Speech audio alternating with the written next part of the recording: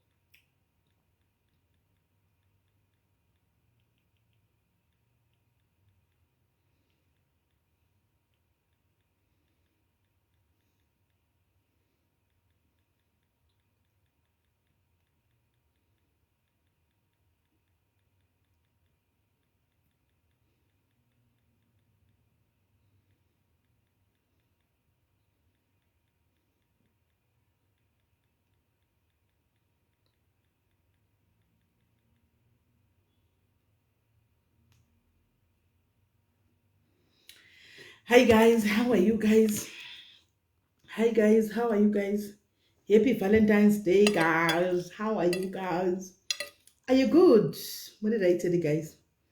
Then we are going to happy Valentine's Day. Ndaya kuzokuti happy Valentine's Day.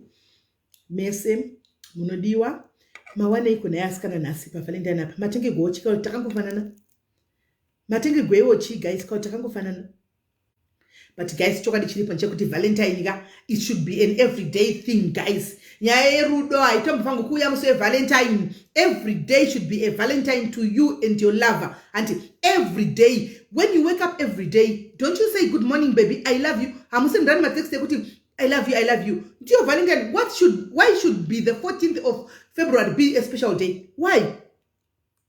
Why, guys? Tell me. Why? I'm gonna say today my 2000 Valentine, truly speaking. I'm gonna say today my 2000, guys. Why should we have a special day to celebrate loving one another? We should love one another every day, guys. Kwanzi inini maruva au ya kubasanika Joseph. Mother, tell your husband to make it a norm. That's Samira wani gore. Bringing my flowers and the card to your workplace should be a normal thing. It should be a norm. Not kumira muswa 14 February. And one kuti kuye maruva. Aha, guys, imi mneona osenyai. Let's be honest. Mneona ose. 14 you are to come na kuwa chini. 14 February, guys, i Christmas yema. Ndio ndakambo wao shitaugo. Animona. Ndio ndakambo wao shitaugo. Kuti 14 Christmas yema ashao. Isu guys kudana ngakudana every day. Kwanza nemavenda kulimpopa kuna Valentine. Very right. Valentine every day kudana every day. Only come around one 14 February. No, my 2000 guys.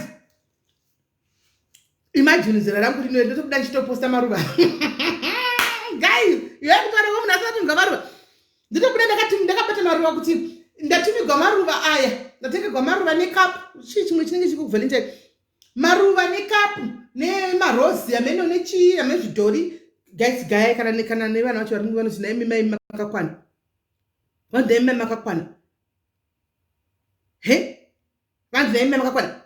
Maruva angu guys, one maruva angu ndakatengerwa aya nekapi yachona. Guys, tofunga kufarirawo vechidika vari kutengerwa mapresents. Ndio tofunga kuti tifarire. Imi vechidiki ma 2000 ngatenga mapresents aiwa postai takambopostawo nguva yedu mazera enyuwa. Saka imi postai toya tokufarirai. Andikati and vaita kuti sure love is in the air. Zvochembereya dai so nedhara ine makore 45. Chokwadi ndo kwanga tichapostana namaruva kuti honai maruva aya vedu wenda tauya nemaruva guys, kana ndimiwo kwaendapiwa huku usiku ndikatoundura hanzi idya yese baby uri chimwe changu zvekutodaro. At least watombodya kuzvinani hanzi nalulu ina handizvide zveshuwa I feel like kunyepera kudiwa. Exactly, love must come every day, kwete kuti once nhasi munhu wese akapara mhosva yake kumukadzi akamitisa akabatirwa girlfriend ari kudi nhasi ari kuvhara nyaya dzake nekuya nemaruva kana kuti nekapu. Guys, munhu wese ane nyaya yanga ichipisa kumba, murume ane nyaya zvati kumba kune nyaya yangu iri kupisa ari kuvhara mukadzi. Nhasi vakadzi muri kuvhariwa nemakapu nezvidhori, machokoreti, maruva. Nyaya dzololo yatopera. Kwanzi munofanira kuendeswa out on a romantic oro. But tinoenda out every day. We go out each and every time. Yes, we go out each and every time. Patangofungira kuenda paya tinotoenda. Saka ndoita pressure yekuti ndikunokwana tisina mari nakuti unokota mari yekuti kwadoda kuenda out. Haiwa, patinenge taiwanira. Andimona, ndosaka ndati vechidiki kureva kuti imimi rumbidzai. Isusu kwatiri handioni kuti meno, but handioni ini. Ndioni, handina mari. Ndigera hangu kudo kumba. Asi ndikudya, guys, mapotatoes andiri kudya, mapotatoes aya. Ipotato iri randotodya because ndangoda makuseni sina kudya. Ipotato iyi. Saka ndoti nokwereta mari, ndiri mapotatoes zangu mandobika mapotatoes zangu ndodya, ndomwa mvura ndokuta, ndomwa drink ndokuta. Ndinokwereta mari kuti kwai ndaona spare ine maspecial ari kuita nzi 270 rand here per plate per person, handiti including panenge paine uchuza is either starter kana kuti dessert 200. Chimagine munenge muri 2 imari yatobuda 6 wire muri 2. Handiti kuti kudla mari yakaipa kanaka, but pakati pemwedzi apa 6 wire inenge yatobuda. Handitika ndinotinga kuti chigudya chemagurika ndodla hangu kumba sezvandikuita. Kukuru kuguta ndandibvisezi guys, taone kushandiswete ndapinda paunze kwakutonora ndenda wati kutsva andi mashona. Kapu yoyo kaipiwa memwana, makapu azara mbom ani chikapu chakadai so chokuti ndikamwera tea ndiguti guys. Ndichoda kutuwa makapu matatu kuti ndigute makapu wayo atinenge tichitengegwa. But anyway, kune va receiver anzi rakachukira kuti unori kangaro chukira ana unori kanga potato chukira unyaso kuri menya ugadza zvakanaka kana kuonyaso kuti watoguta kuti mwa drink yako kana mvura yako zvatoyo zvako zvaita. Hamba zvinetsa ndomadasi mapotatoes.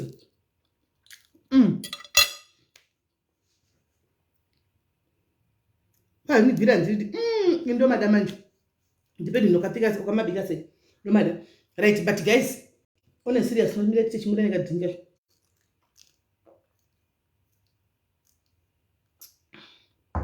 Fudo go celebrate every day chido. Clifford Mukodi, how are you? But guys, nyenda we nayo ndikudai so.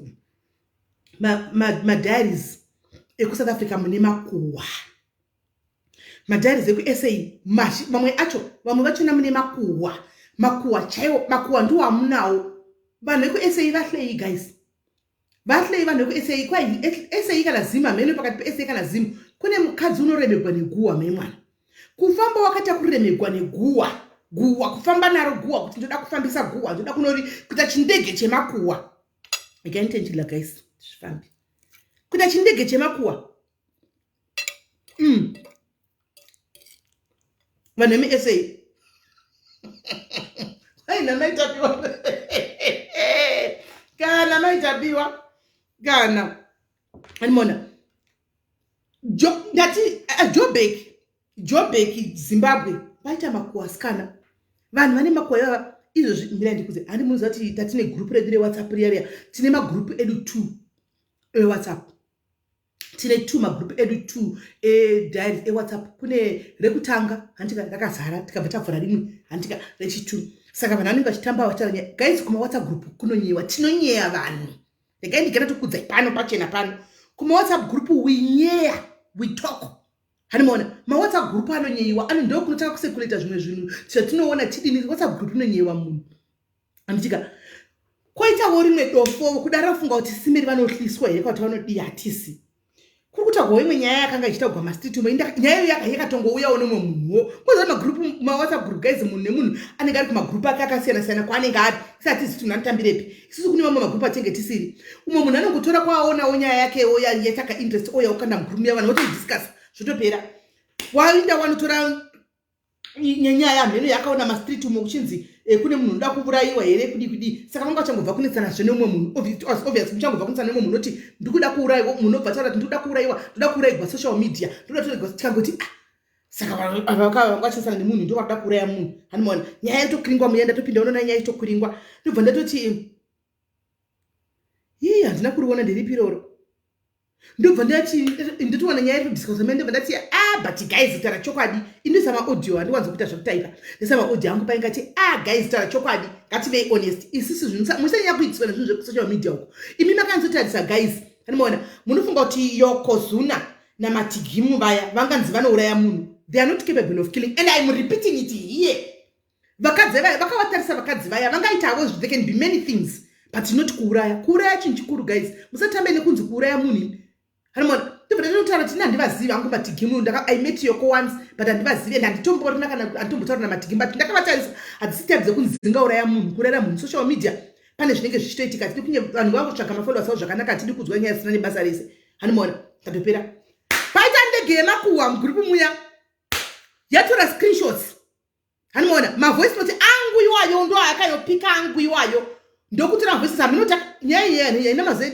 ndeye last week inevhiki yaita hameno ndokutora mamedi audio angu iwayo mugrupu munodiscusswa munotaurwa mugrupu imomo ndokubva anoti nje kuya kune vaya vaiti kwai ndakaurayiwa vaya hanimaona kwai ndohwakuchi kwai mamuchiplayga maaudio enyu kwai mamuchitaura maaudio kumagrupu kwenyu kwamaitaura maitonyaya muka ndikati kunyaya I'm repeating it again ndikandirirepeate palive kuti yokona nayo anzani umwe wacho matigimu they are not capable of killing even myself I can't kill guys musatambe nekuuraya I can be many things ndogona kuti makuhwa ndiri munhu nyama yes ndoti makuhwa ndaita ndogona kunyepa ndoti aiwa ndiri munhu nyama ndanyepa musatambe nekuuraya munhu guys ini pasocial media pane vanhu vanonetsera zvekunetsana zviya zvekunetsana zvekwamainetsa zvotoisa unoti this is too deep now but makambona munhu akauraya munhu guys makambona munhu akauraya munhu imi tarai chokwadi kozoti zvinyaya zvisina kana nebasa rese zvinyaya zvokusahwisana kwavo zvotadza kuhwisana misunderstanding dzavo dzanenge vachitoita mukungo vanhu vagotonourayana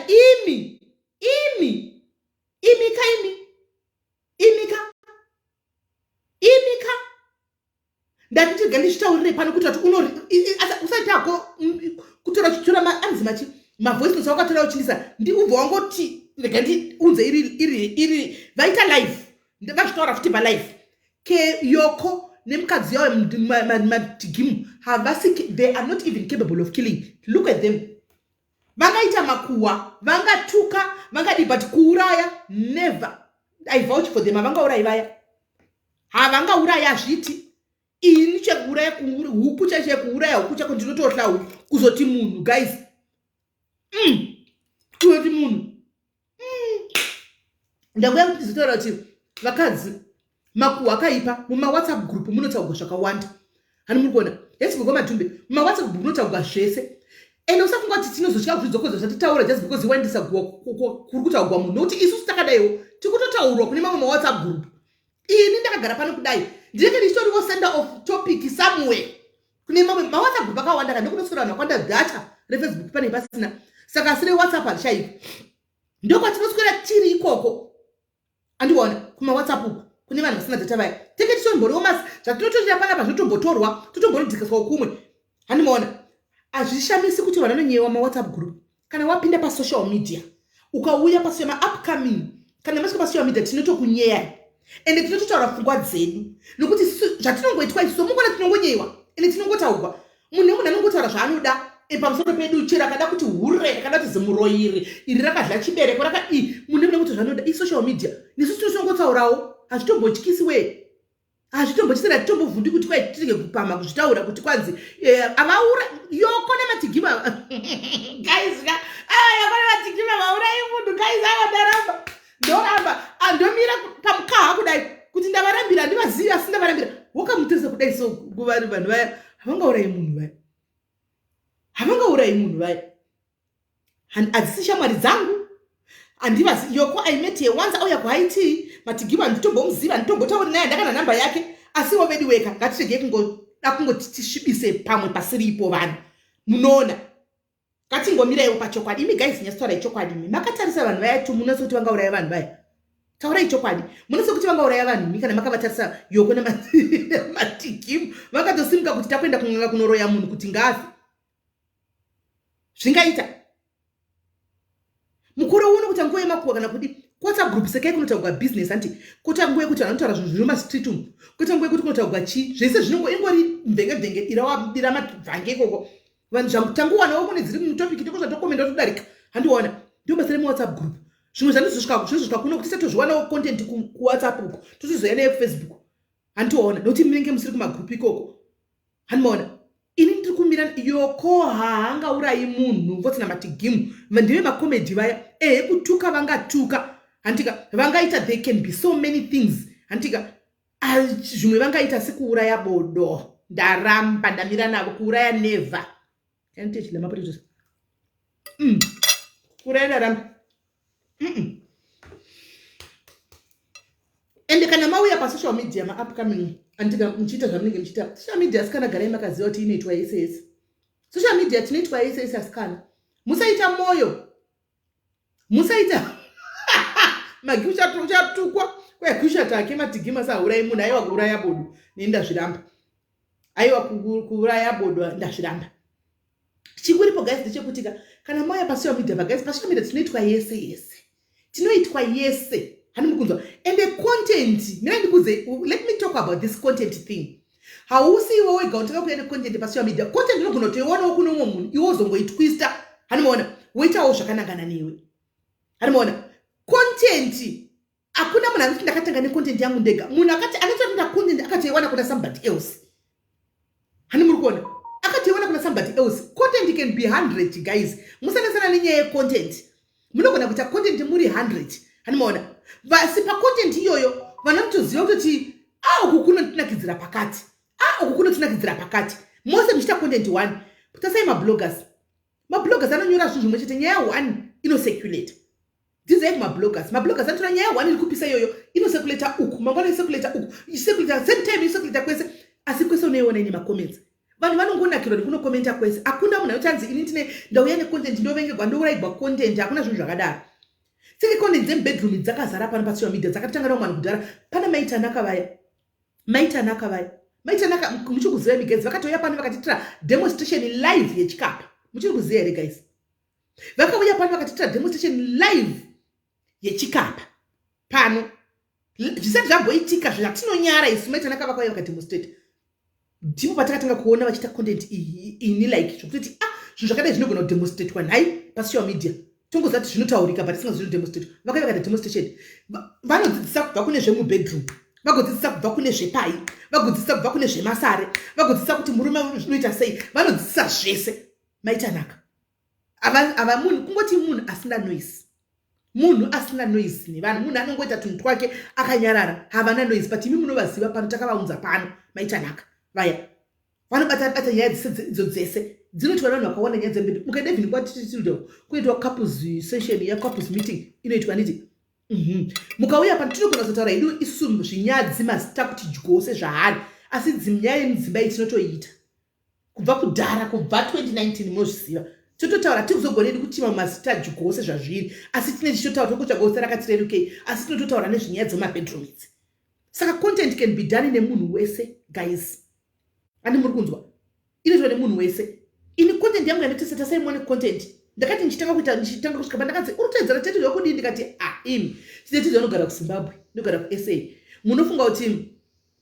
munofunga saka iwe pressure ndoda kublokera kuti ukutega mastai vanhu comment section ndoda kublokera izvozvo ukutegerei mastai vanhu pane pavanhu vasare munhu pano ndikuda kutokublokera izvozvo hanimona ndikati vanhu vakati ko ndikati vanogara kuzimbabwe ndogara kuno kuSouth Africa vanobata side kuzimbabwe vachinda vakadai ini ndiri kuSouth Africa ndichinda ndakadai joy rakanaka guys rinokopiwa hakuna munhu anomborayira musocial media hakuna joy rakanaka ndokuti ndikauya ndozviita zvinhu zvangu kuno South Africa kuno kuchinda ndakadai hanimona titetiudza kuti ndinotaura navo kuWhatsApp nditotiudza vanoti nguva yayo ndisvika meli varova uri sei ndiripo mukoma muri sei ndingokona unoona kunzi ndirimo musha handikomenda ndirimo vane kazhinji kacho vanenge varipo pano munhu andotaura naye WhatsApp anoona kuZimbabwe kabva katozonyukawo vamwe kumashure kweduwo vakawanda vari kuitawo the same thing zvinoitwa hobho anoona I can't mention vana Shema TV vakabva vamukawo vana Uncle Saint vaya vakabva vamukawo vanani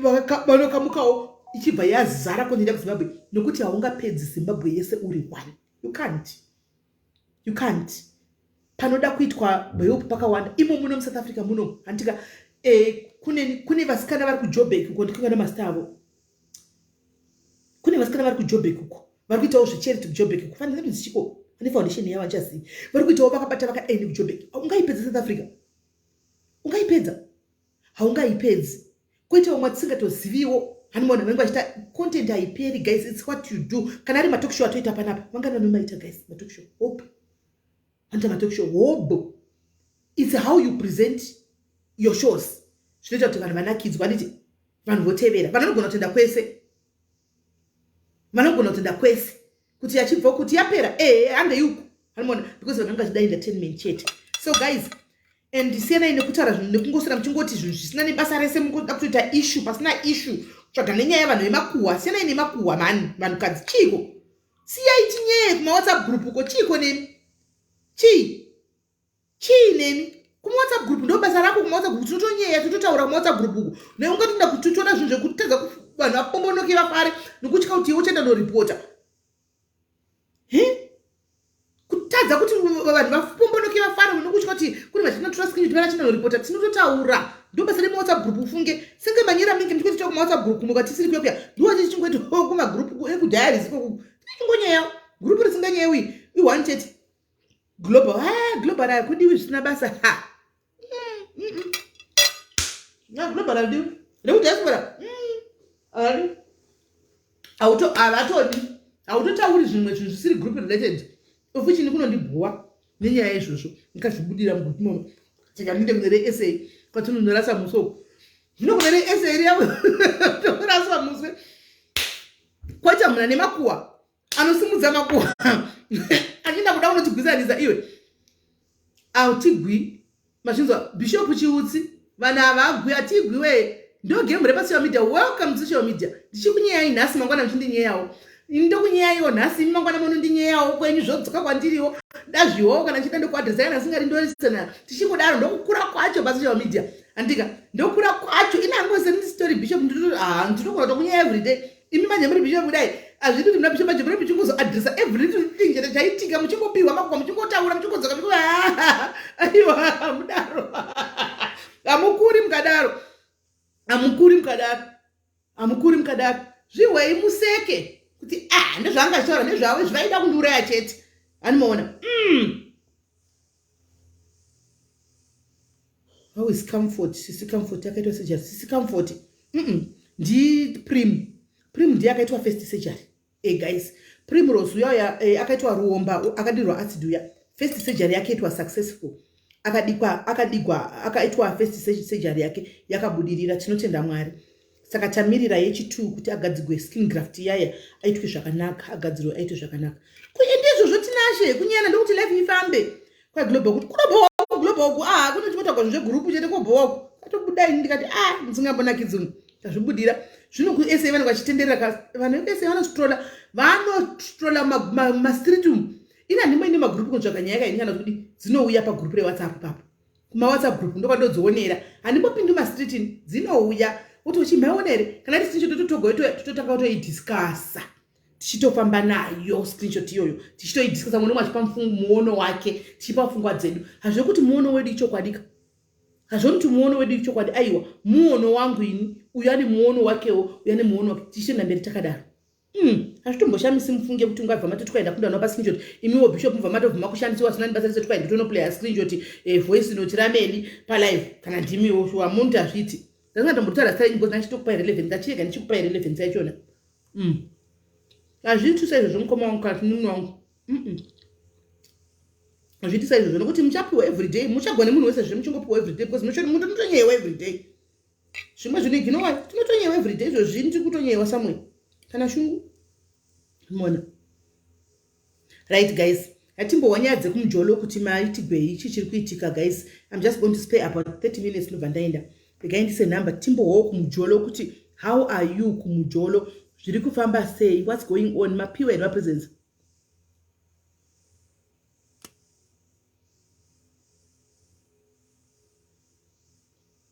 Ini life yangu naida yazoya nayo zvakanaka mangwana. Ndopa ndozoya nelife yangu. Yanasi ndekutandara guys. Tifonereiwo tiwe kuti how are you doing kumujolo? Muri kuzvifambisa sei kumujolo? Madivi hameno matengero emapresence kune kunetsa here. Ende futi mimi madiaries imwe nyaya yandoda kunyatsokuadresa ndekuti muri kudherera varume venyu kudzimba. Muri kuzviwanza madiaries. Aiwa. Muri kuzviwanza. Madherero amuri kuitawo varume venyu kudzimba akanyanyisa asikana musadaro. Musati varume vava free kuya kuzokudza nyaya dzekuti kadzimba dzenyu. Musadaro asikana zvimwe zvichina itaiwo muchidi itaiwo muchisefa so. Murume asi mwana wako guys. Hasi mwana wako tunobva enso kuti ndikamuti left right center ende kuna mwana anenge akaropafadza narume vakanaka sei. Hanomaona. Hasi zvatinozoita isusuwo vakadzi vachonawo so. Ngatichidzorana nini nangu. Ngatichidzorana chokwadi dzimba idzi kaidzi. Ende musafunga kuti mukasiya dzimba ka everything is greener out there. Hanomaona. It's not green out there everything. Asi green panzapo.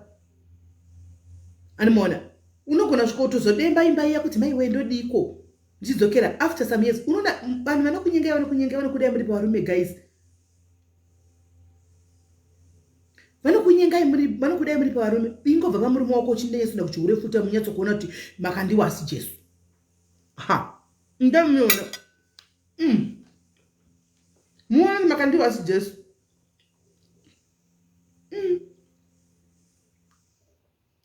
Muri pavarume varemekedza varume venyu.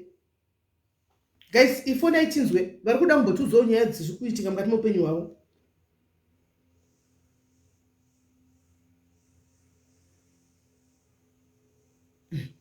Hanomaona.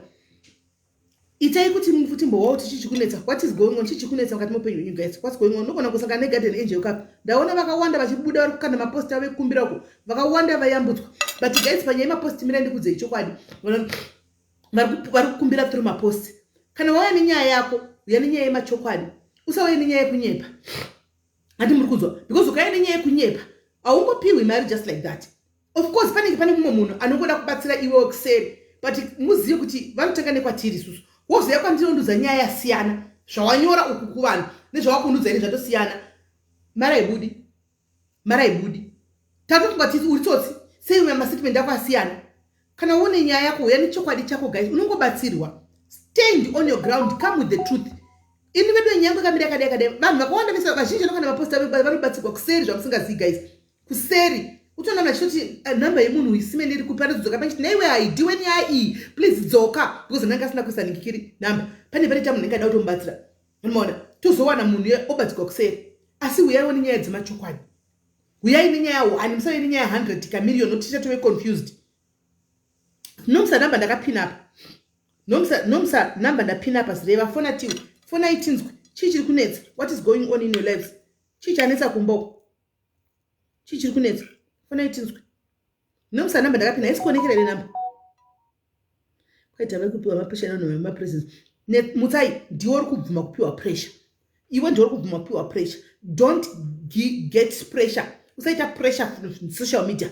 Handika because ndogona kutobuda zvindika ndapa next door apo ndakaona vakatenga mota yavarungu baba kasvinu mbishi ndosvika ndoti andidoseka nawo ndoti can I please take a picture on your car ndotouya patoti hello guys this is what I got ndogona futi mukatongobelieve saka ingoitai kuti kwaingotaura nyaya yenyu makandiwa andipa nokudza kuti murume ari kundinetsa havatauri chokwadi simeli magona mudzimba kaita mwana wamakandiwa uyo handina kuti zvakaipa ndati makandiwa haasi Jesu ende ichokwadi haasi Jesu. Handiwa makandiwa ndiwa makandiwa murandarume waMwari mufudzi waMwari asi havasi Jesu. Hatidi kuconfuse the two kuti tiva makandiwa ndi Jesu ivo vasiri. Vamakandiwa ndiwa makandiwa ndi munhu anoshandiswa naMwari. Handika muprofita waMwari havasi Jesu. Ndibve ndakupamidzira ipapo kuti unyatsoona kuti handisi kuita mistake ndikutorevesa. Havasi Jesu. Vamakandiwa ndi vamakandiwa. Munhu waMwari. Munhu andashoko raMwari. Right. Number iri kuoneka here guys. Fona itinzwe guys, fona itinzwe. Yes laziti. Fona itinzwe. Hansi simeli ndokumbira kubhadharirwa policy yangu. At least ari kukumbira zvinhu zviri it's a necessity what she's asking for. Policy yako unobhadhira mari inokutula mwoyo. How much is your policy? Uwane wona anokubhadharira mu-comment section. How much is your policy inokutula mwoyo? How much is your policy? Ari kukumbira zvinhu zvine musoro kwete kuya chikumbira ndokumbira keki, birthday cake. Keki ukabhadhira policy. Une policy here iwe. Unoda keki rekuti udle upedze uende kutoilet. Ko policy unayo ero kafana sinovigwa nani? Unovigwa nei? Kuda kunitsa vanhu vasara. Kuda kunitsa vanhu vanenge vasara. Ita police. Ita police.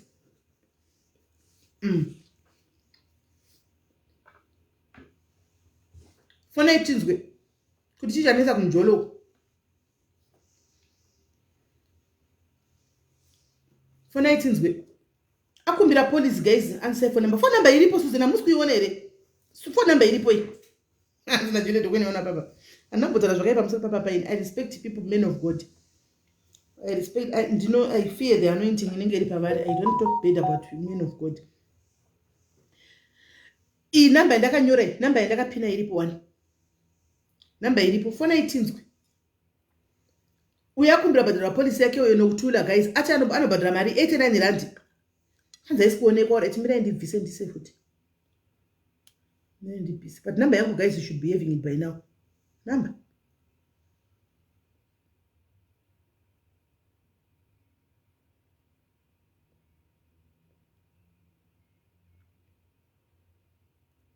Amenuti yakuoneka iri. Anzi iripo 1. Number iri kunzi iripo iyi. Number iripo. Kwanzi ndokumbira mbinga dzakasipoza anditi ndinotaura nawe here Miluka ndinotaura nawe kuseri here. Unovaendera kuseri ka unoti ndauya. Ndobasa rako wani naye Miluka. Kwa inda funga zvitengera present. Hausazvipe pressure present kuda sei ingopfeka red zvandakaita zvopfeka red newhite watopedza Valentine zvapera izvo.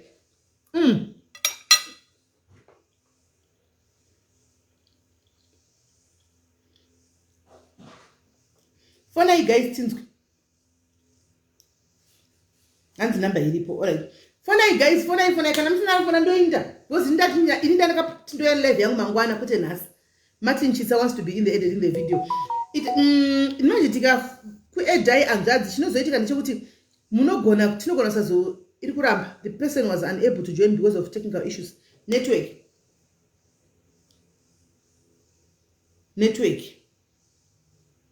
Right, check items go yatanga kufona.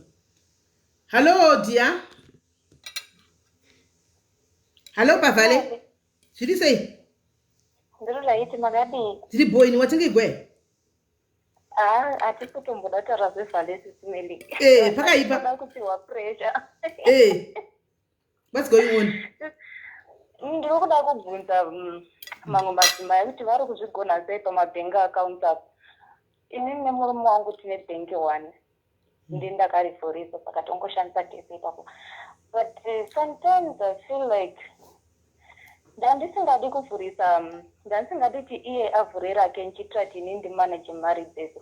But ike zvino izvi ndakufila like ari kufanira kuvhura rake bhengi because sometimes ini ndichida kushandisa kadi iwo achida kushandisa kadi then tobva taclasha takutonetsana paya kuti saka kushandisa kadi ndiani this and that. Then sometimes iye anoshandisa mari like inini pane ndinza kuti ndiri kuda kuchengeta mari iye anenge achikesha out mari. So it's like complicated. Murugura mari. Mune mari yakwanda sego mu account menyu asikana bide mari yamaita kugura kudai. Mune mari yakwanda sego mu account. Iyo show mazizini. Tekla Chiumba, how are you? Sorry dear. Iyo show mazizini SIS MELLY but nokuda kuti iye kusadi kwake like ane ma problems akawanda anenge achida mari, whether it's a family matter or what. So sometimes men feel like ari kunyanya kubisa mari. Ndikupe mbunzo kutanga mimi na wangu. Ndikubvunze murume wako ane payslip. Ane payslip. Ano yana yachikupa. Yake mari inopindira mukati. yake inopindura mukadhi, mari yake inopindura mukadhi. Ko auzive here kuti kadhi iro ramakavhura akaunti yamakavhura iyo auzive here kuti you can have another duplicate card as long as iri one account. Auzvizive? Ndeta sei handizivi. Zvakada kubhengi, ibhengi ripi? Mukuru. Mukuru handizivi. Zvemukuru handizivi. Ndafunga kuti ndiana FNB Capitec. Mukuru handizivi.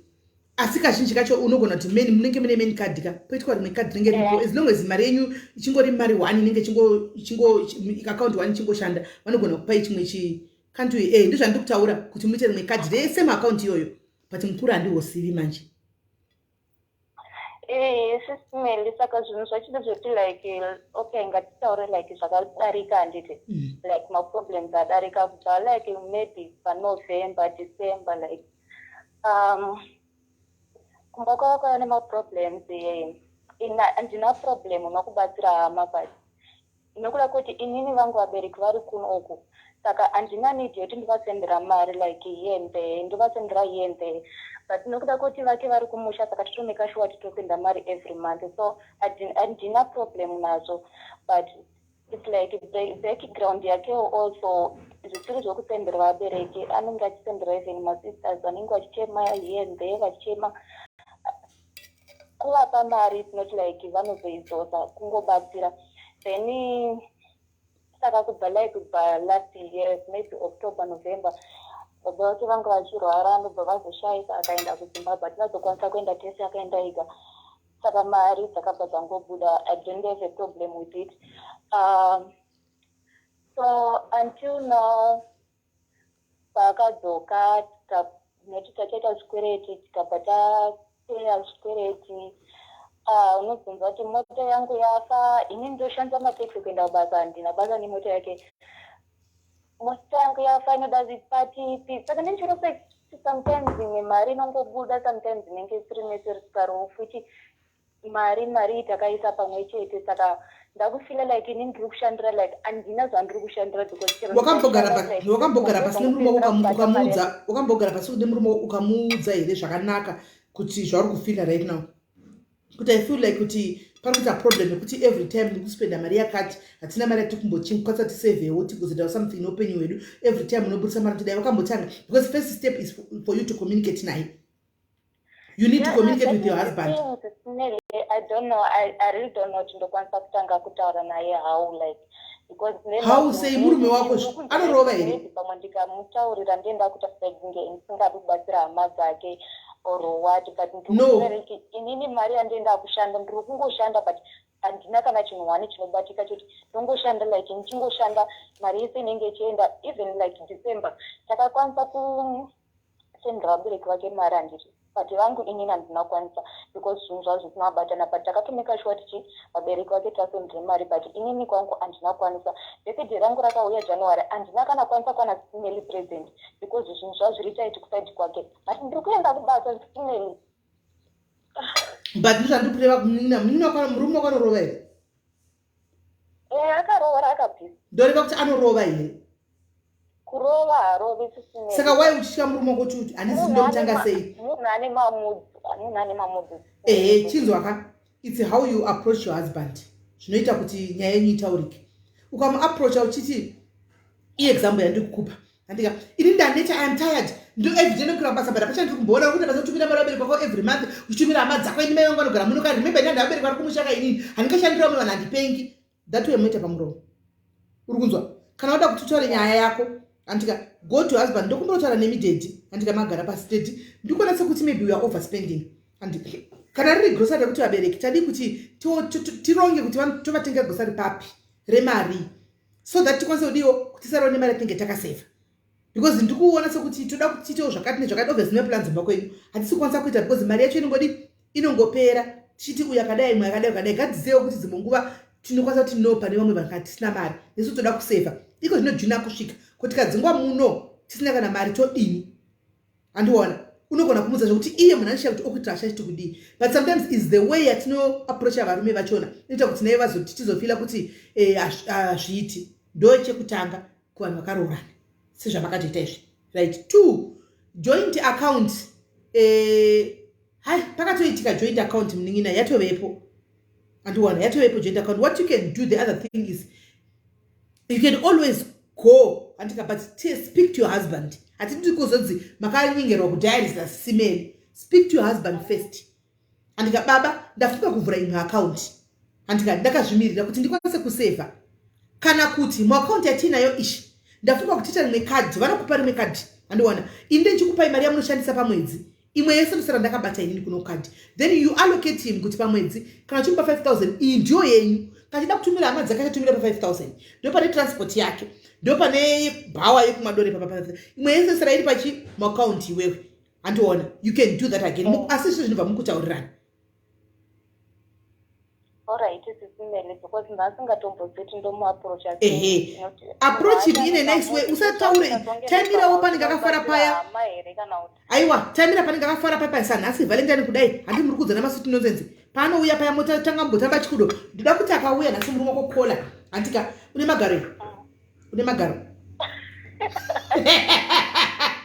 une chivaka shure chekogarisa kakasime ndino chakati hauna hauna alright, it's no problem. Kana usinako chakati chivaka chiri hapana chakaipa. Uri slender? Madi? Uri slender?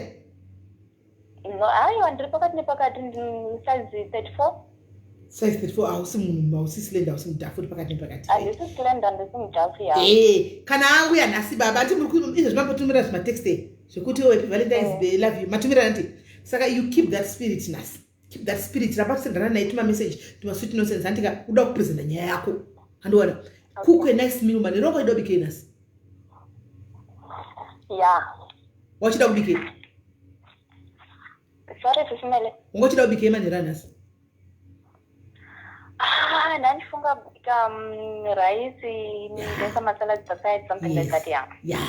Wopika rice yako yoyota ma 7 colors dzako idzo zonyatsa bika zvakanaka nakantika hamuna nyumba rekuenda ku Valentine but makenduro kuminongo adona sei right ari mu comment section and uri mu comment section andika wopika wosa tuma kenduro tako iwe madhafa yae kudhura huna unewaye kureba yae kuti kana magetsi akaenda lighter iwayo makenduro andika wopakura lighter uruda kupresenta nyaya yako guys laita zvimakendro izvozvo iwe baba pari kuya nhasi usawanikwe wakapfeka bonnet mumusoro hanti gadzirawo vhudzi rako zvakanaka kana kuti hairstyle yako wakagerwa kati gadzirawo zvakanaka une nyaya yako yoda kupresenta handiti wopfeka chisex lingerie chako chachii handi unacho chered kana cheblack kana chii handi usazopfeka zinet dress yacho kumakumbo guys it's a turn off sometimes kana uchida kuisa nyaya yako panzvimbo pfeka chinhu chiri sex handika chinongosiyawo zvemukati munenge muri tu siyawo zvemukati kudai so baba chivashiye kuti chiwo siyawo mune mazama kuro siyawo cleavage ndizvo musiya muzamiri moyetso kurisumudzira kudai musiya apa pakashama apa hanimaona kuti murume ayeso tachionawo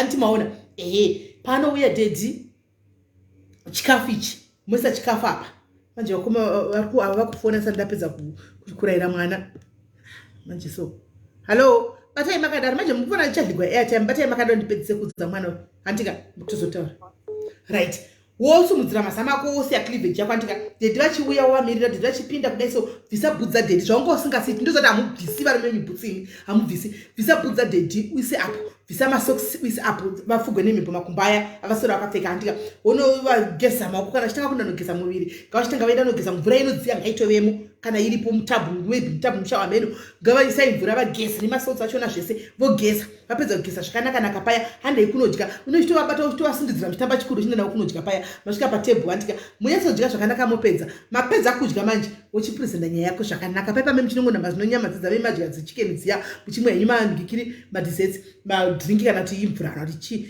wochitaura kuti baba ndine nyaya ndoda kutaura nezvayo ari mumudhu yekufara ari mubedroom mood haamborambi imimi inyema here guys kuti kana muine varume venyu kana vari pamusoro penyu chino kati bebi ndichengerawo motikari kana kutuka mai yako anoti ndivatukai inema here inema here kuti unodzanisa rako anakuza kuti ine here ndozi vanota zvavasingasiti saka use that mobilize capitalize with that zvapera kola hello murise ndiri right mukoma murise aiwa ndiri boy ndatengerwa maruva ndiri kufara mamusingambositenge kwere mukoma makorokotozve asi maruva auyi ndinospoiliwa every time but nhasi maruva eredhi ari kumberi ari kufadzawo maruva nekadhi rakanyorwawo something aiwa baba mukuru vafanira kuitrai something nhasi Oh. Yeah, it's something. That is a special day. Red yakangonaka. Imagine maruva achisvika kubasa as a surprise usiri kutomboziva. Even though uchimboitirwa ma-surprises apo neapo zvanati zvanga zviri another version. Matengerwa ari maroses eka kuti malini matengerwa chii api acho roses from a company yauya kuzodeliver. Hey. Love is in the house, guys. Ngatifarewo vanhu vari kudiwa, guys. Kona musangoda kuti bvaira ruka maruva. Ini rangu iri. Muri kuona here rangu ruva iri. My rose, my ruva. Iri rakabata iri iyo. Mungashore. Saka matitetuigwa maruva toya tichipenga here tiri kudawo maruva. Aiwa, kana munhu anongoita zvaanokwanisa, kana mufani vasinawo kuitirwawo vanongosiyanawo nazvo. Imi chindipa advice yekuti ndoitawo sei serunatengerwa maruva kudai, ndoitirawo chimwe wangu handina mari yekuita something, chindiudzai another. Hamuna mari? Handina mari yekuitira murume wangu something. Right. Saka imimi toda kuti tikupe advice nhasi. Toda kuti imimi kutengesa mugona kumupa ndiye mubedroom nokuti hamuna chimwe chamunacho, hamuna kana mari. Toshinda iri zvekubedroom kundo kwamuchatogona kuti muvafadzira vanhu muchitendawo kamaruva nekudiwa kwamuri kuita nhasi. Mama jaira kuita staira ipi kumba menyu? Munoinyanya kufarira ipi imi? Dogi. Munofarira ipi? Ndofarira kutsambirirwa chaiko. Kutsimbirirwa missionary. Yes. Vakabuda mustaira iyamani niko chiko nemi. Missionary. Nhasi saka mosichinja kubva kumissionary. Nhasi no more missionary. Dogi munosimboitwa? Tosimboita. Oh, saka vaijaira. It's something chakajairika ndiudzei zvimwe kuti. Ko imumbokwira pamusoro? Ndoenda ndinomboenda. Oh, ko zvekukurosana kuti mwakaisa kumusoro mwakaisa uku munosimboita? Hatiwanzoda. Ndoyo mochiita nhasi iyoyo chicken inonzi kuti guys iya ndoyo mochiita nhasi baba moyeswa kusvika nhasi zvezve imi ati musvika movata machira romance netwa machira ndizvo Mate? romance yenyu munositi motanga mapinda machira muzoita machira ndi anotangira chero kitchen chero mubathroom chero mumota chero manje nhasi munomirira kuseri kwedho mashuwa kuseri kwedho ndo kwamunotomumirira achingovhura dhore mbedhi kudai muchitobata munhu kudai kujambira kumusikisai munhu mukise munhu mubate munhu girisai munhu che molere why not monyatso kumeka sure kuti angapedza kugeza asi papo mind you monyatsoita izvi zvekudla zvomuchidla modla monyatso kusvika munhu apera tsoka idzi tambera zomuchikwenya ziba kumbapa munhu oti pamubhedha rukudu manje mochipinda nayoyo manje muchinyatsotomudza kuti dedi ndiri kutenda maruva rudo I'm celebrating love nhasi aitigwa zvimwe zvinhu zvisiri izvo mbomutira zvinyuwani. Thank you. Musarega muzotudza feedback mangwana kuti haufafa zvakamira sei. Aiwa, tinoda kuti vanhu vatiudze zvavaitirwa vanenge vaitirwa zvinhu zvihombe zvishoma ngavati. Toda kuwa kuti vakuma kana vasina kujova muna zvamavapa. Toda kuwa kuti muchira kuti vakajova ndikavapa mvura. Murume kana akaita bonde kana asina kujova hapana bonde raita. Murume afa kuita kujova kuti ozati aita bonde. Aiwa, nhasi ndino chimaster game chacho. Aiwa, chimaster game. Chimaster saka tozowa mindiro mangwana zvafamba sei. Aiwa, ndinouya nefeedback pachirongwa mukaita same time. This time I will phone me feedback. Good luck kola. Toda kuwa. Vanhu ngavafone tive inspired. Vanenge vasinawo ngavaite vajaira iyoyo. Ndizvozvo. Thank you my sister, good luck. Naswakaipa mudzimba umu. Madziro nasanonerera. Masilingi aya nasanonerera vedwe. Right, phone itinzwe. Mwana baba chimbofona yoka. Mwana baba imbofona kuti mutiudze timbokupawo matips tiyo taofa. Fonai. Hello Pavale. Hello, SIS MELLY. Yes, zviri sei? Tiri right, muri sei zvenyu? Tiri right, sikuri sei? Kuno kuri right. Indira kutobvunza kuti mundibatsirewo. You know, pesa apa ndinda ingotengerwa nekudi. So, nhasi ndoda kumbosurprise hawo kandoshaya kuti ndotengei. Mutenga murume wenyu. Mune mari? Ndine 200. 2000. Yakawanda iyo kola. 2000 yakawanda. Murume wenyu anofarirei?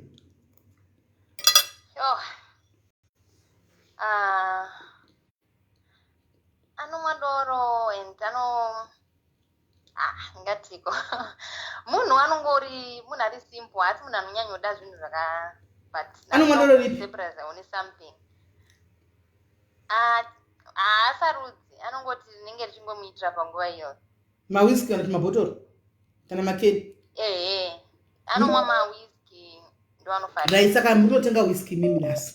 Munotenga whisky yenyu antika at least kuma 400 500 munotenga na John Walker vaya na red label inokwana. Munotenga whisky yenyu ro muri repo zvakanaka. Uyadzi kuma chocolates kwa. Munotenga ma holes. Manzwa. Munotenga ma holes e black. Ma holes e black ne chocolate ye black. Mungona tenga true. Izvi ndezvenyizvi. Asi munozvirepa nokuti nhasi zvichashanda. Animaona. Morepa. Then moinda kunotengera murume wenyu mapants emajoki akanaka and komazana avanodai antika kana mari yenyu yemutenga mapenda anotengeswa kazhinji kacho ari 3 mutenga peki yemasocks antika mugona kutengawo nechi marolon neperfume toilet morepa zvakanaka moisa kadhi renyu ramunonyatsonyora masweet nonsense enyu animaona mosvika modiwo ane mota murume wenyu hana anayo panopinda motikari pagedhe paya chisvika paya imi moisa box pambedha moshayikwa bedroom pachapinda bedroom achinokurura hembe anosangana nebox antika then mobikawo dhinha yenyu yakanaka kana kuti tengai present noti kunodya kunze mugona kuenda but mari yenu kuti mutengera present kuti anenge achiti ndakatengwa nomukadzi wangu present animaona then mozotanga manheru chokoleti iya namahozi aya ndiwo amuchashandisa kapakudla hanti munodla ndodla muchiisa kamaningikire enyu aya mahoza emuromo muchidla muchiisa mahoza enyu aya nechokoleti muromo muchisveta kuti musazotaka mutamo yakasiriko animaona muchinatsonakidza ubaba nhasi nemasvo vhalo yadarika saka chitomanya munotenga zvinhu kusati kwakuvharwa. Alright, shavisa kugozotipa feedback. Alright, ndichatozokufonerai ndine imwe nyaya yangu yandamboisa kuWhatsApp saka ndichazodzoka futi kwamuri. Alright, sharp. Hey, nasi kwakaipa. Anyway, hey, guys, atingochemaiwo tichifare nevanofara vaitigwa zvinhu zvavo vese hatina kweimhosva. Hello Pavale. Hello Kola. Muri sei? Zvanga haini zvangu handina hachanga ndingobavhalira kuti ndoda kukumbira zvokuti polisi yangu navo ina vakomenzini nekutira moyo ani nekutira moyo tachibvunza akati unobhadhira mari ko polisi yacho yauri kuda bhadhara ndobhadhira 209 yo zvaunotobhadhira polisi inodhura right guys ari kumbira bhadhariko polisi yake 209 rands unongobhadhira kuzororo kwacho straight tokupa madetails obhadhira kuzororo kwacho straight man ari kumbira in the spirit of giving nasi Valentine ari kumbira bhadharika polisi yake 209 rands chete aripo iranda mubhadhariro guys 209 rand chete 209 rand chete arida mubhadhariro aripo here aripo irada mubhadhariro 209 rand yepolisi rake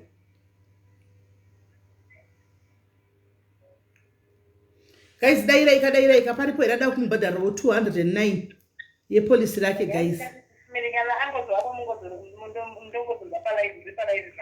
mira wakada ndoza matura namba yako tati pakastamina nti ndida mubhadharira namba ninatora screenshot sure kuramba kutora screenshot neki ishu right yatora hands I'll pay for you. Thank you maita saka ndichapa maita wa namba dzako kutaura newe. Thank you, this is a necessity ya thank you very much right awana mna nombhadharira ndichakupa i screenshot ye namba yake mumubhadharira. Thank you maitawa, thank you very much. Police at least akumbira police hana kuya kuzokumbira kuti ndinoda kuti kompati right. Fona iwa mwetinzwe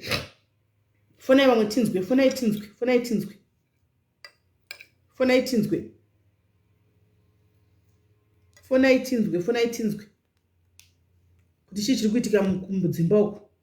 What's going on? Hello Pavale. Hello SIS MELLY. Mushe maswera sei? Taswera haini yangu vale yatospoiliwa SIS MELLY na Bhangu. Aita sezve Bhangu. Achite. SIS MELLY ngatoti makuseni kama nabuda zvakanaka nakatsokuirana ndikarichireka ndisire bhebhi wangu message. Ngati happy Valentine's baby kati tichitoona kuti vanoita sei. Mindo yacho Sis Melly wega unogona kungowira pasi. Hanzi. Vananzi sorry hako baby I don't believe in Valentine. Mrugo akaomera kusada kuliwa. Akaomera. Akaomera Sis Melly ni kwangu andigara naye zvangu anogara hake kwake ndogara kwangu saka nachingomuti kana mboti happy Valentine. Ko munogara sei mwe wakasana yana uri moyo asi muchiri kujola. Asi kwangu wangu anogara kumba kwake asati akugara tesi. Ni boyfriend. Ane mukadzi ndosaka. Haana Sis Melly mukadzi amene kana chinyepera hake asi haana bosi kumba kwake ndotomboenda ndina mbuka ndakaona zvinhu zvechikadzi ikoko. Ko kumusha haana mukadzi. Handizozivi hangu zvekumusha but aingoti handina kana kuti surprise hada kuni surprise handide bosi munhu wacho ari full of surprises. Bosi aingotaura kuti saka paValentine tokuita sei what nhasi ndo pana zongonzi all of a sudden sora ko baby ninaidoti saka mamanya kola imbomirai mamanya imbomirai kusona zvatofunga kuti tirega ndimbomira ndoona kuti anoita sei oda kugadzira garden aiwa mamanya kola dei mambomira alright Sis Melly ndozongobvunza hangu ndazongonyarara ndikati ndikandimboona kuti zvinofamba sei apa mada kurova ine surprise imbomirai tione mangwana muzodza kuti pakaipa chakaitwa here kana pasina timupengere tivave toda present yedu ndikufonera Sis Melly mangwana alright sharp ikatifonera wankwachifona varume tengerai vakadzi mapresent mukuita seiko mudzimba umu what are you doing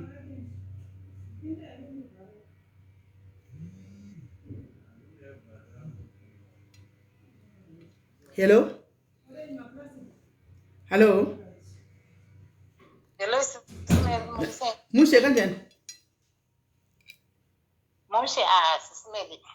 Isi masingle mother kudai azvibatirawo chimunigerian changu ndikatoti pamwe achina mukadzi Sis Melly. Paya ndatoendeswa kumba ndatoti zvinobho zvekuti izvo munhu atori nemukadzi Sis Melly. ko mukadzi wacho aivepi nezuro manheru mukadzi wacho akanga enda kuJoburg apa muzimba musikana uyu ane 24 years mwana waSis Melly munigeria ane 45 years ndazoenda paya Sis Melly kumba ndopatomutsanangudzira ini zvapera izvo nezuro manheru so anotogara nemusikana wake iye ane 24 years ndotodanana naye nezuro manheru bvatonifonera paya happy Valentine ukuzere kuti mangwana eValentine ndikati atuti mototengera zvemapresent imi zvikanzi Valentine ndeyevanhu 2 iwe unotonditengera ndotokutengerawo vanangoti zvangopera zvakadaro so ipapa ndisandatombofonerwa kana kudii Sis Melly kana wake anotomutya zvekumutya zviya ane 24 years iwe yes makontinya kurava muchidana naye maudzo kuti ani munhu anogara naye anga asina kundiudza makazoziva sei kwake ndopandakagona makaziva sei ndakaenda kumba kwake akanditora mba ndaenda kumba kwake ndaenda kumba kwake anogara muflat 2 bedroom flat so ndakatopinda mubedroom ake mutone hembe dzake chichichichi so rimwe bedroom ranga rakatovhurika pandakazopinda umo machigeza ndopandakaona mumba muno mubedroom wardrobe nehembe dzechikadzi ndopandakazomubvunza adzobva kunogeza kuti ako iwe ko bedroom unoshiya nemunhu here zvanzi aiwa ndandisingadi kukudza ndine mwana musikana wandogara naye 24 years asi muzimba kuti anozomutya mazviudzo alanimi zvekuti che kuti anomutya anotondiudza Sis Melly kuti muudza kuti kudii anotoudza kuti atombofona zvako because musikana anoshanda kurestaurant anowanzoenda day kana kuti night so akatondiudza kuti usatombofona kana kusenda message kana kuita sei so ndinongomumirirawo iye paanonisendera message saka initengumeni kai imi mune makore mangani maini ndine 41 manje azviti tumunisana nemwana wenyuka mwana wenyuka aiwa mwana wangu hapana hazvitombodi kunetsana Sis Melly ine mutongoro nyaya yekuti pamwe ndaingoteyo pamwe ndopiwa mari kuti pamwe ndopiwawo mari makatoteya mari andabasa remunigeria ane mari Sis Melly ane mari vanhava munomaziva one manager. Makambopiwa here mari izvozvi? Ndakatopiwa mari pandakaenda kuZimbabwe, ndakatopiwa mari isisimeri. Oh, yakawanda. Ndakatopiwa mari sinu chaiyo chaiyo. Saka nomudiko mungokumbira mari yenyu muri kure? Aiwa ndina basa ndakangoti Valentine ndaida kungomunzwa kuti anodii amene. Vaangotaurawo kuti ini unonditengera ndokutengerawo panangoti. Saka iri mukutodanana here nemunhu? Mukutodanana naye here munhu? Tikutochimhanya. Ari kutouya here kudheni kwenyu? Ndinotomuona ndogara kubasa sisimeri, ndinotomuona kana inini kumba kwake ndinotoenda. Because musikana kana ari kuenda kubasa ini ndiri off, ndinotonoswera ukoko kana achienda night shift. Ndotoenda makuseni ndotodzoka kumanheru ndoda kuswera kubasa. Hey, ende amboziye chinhu musikana uyu? Hatomboziye chinhu, ende mwana mudiki sisimeri 24. Ane 24 years mwana mudiki, haana kana mwana, haana kana chinhu. Saka pese pamunoenda mubva mapuwa mari kati mavangopiwa muinda musha? Aiwa anondipa, anototenga zvinhu zvese zvanenge nchida anotonditengera otondipa mari. Manje moita sei manje? Hapana sisimeri ndichera achimbondipawo mari zvevalentine zvindangotiwa hamena. Mungodigwa musaga henyu? Anongodyirwa musaga ndodii sisimeri.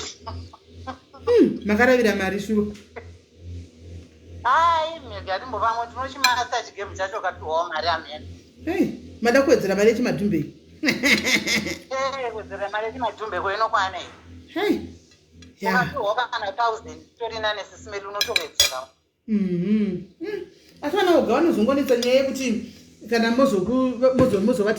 mukazotora mari idzi musatore mari atisina kupiwa kola because vana voga vanoroya. Aiwa unenge wamboiona here sisimeri havachengete mari mumba kavana. Pando nemwe nyaya yanditori nayo musikana so ndandakaona akanga achigara muno muRustenburg atambura nenyoka yaoga akabira oga mari. Mumba. Ndansa ndakamboona mari sisimeri ndakatombotarisa sa ndakaona kumbona kana sendi. Makatarisa maida kutora mari yacho neanotora ndotora maakaunti. Makatarisa maida kutora? Pamakaitsvaga pamaida kuidii maida kuitora dei makaiona? Aiwa unongoti kwete kutsvaga kwekuti mari sisimeri unongo uchimbobva nyangoro wako uchida kungoona kuti mumba makamira sei. Handitombosangana nemari. Kungovhuravhurwa madhiro memapenzi memasocks chichichichi. Aiwa mumirirei muone kuvire pamwe achauya nayo Valentine maniro. Ndatimboona. Asi next time kana upiwa musapiwe 1000 ishoma ngawedzere mari. Watombopiwa sisimeri vamwe vari kupiwa 100 chaiyo kana kunyimwa 1. Imi kune vanopiwa 100 kumjolo. Sisimeri kana kusapiwa imi. Kana kusapiwa kana sendi sisimeri. Asi hani ndimi munogara muchitaura kutogara muchitaura kai managerians anokwira vanhu zvokukwira vanhu zviya. Saka 1000 munenge maishandudzwa kamari iyoyo hamungopi mari. Aiwa sisimeri kwete zvekubva wanzi kukwirwa zvekukwirwa zviya. Aiwa pamwe anosiyana zvavo but uya anongokwirawo zviri nomo. Kwete zvekubva wakwirwa zvekukwirwa zviya. Saka kuda vanosiyana tongoti angohwa pano zvochikwa kuti kwai vanoshandira munhu semunhu. Tangozviwa pano tikavaona tinotya kuti avanavo. Kune vakomana vane mazimba sisimeri vanokushandira zvekushandira zviya. Asi maungambokupe kana sendi mazimba. Makambosangana naye here imiwo muzimba akushandira zvekushandira izviya? Sisimeri.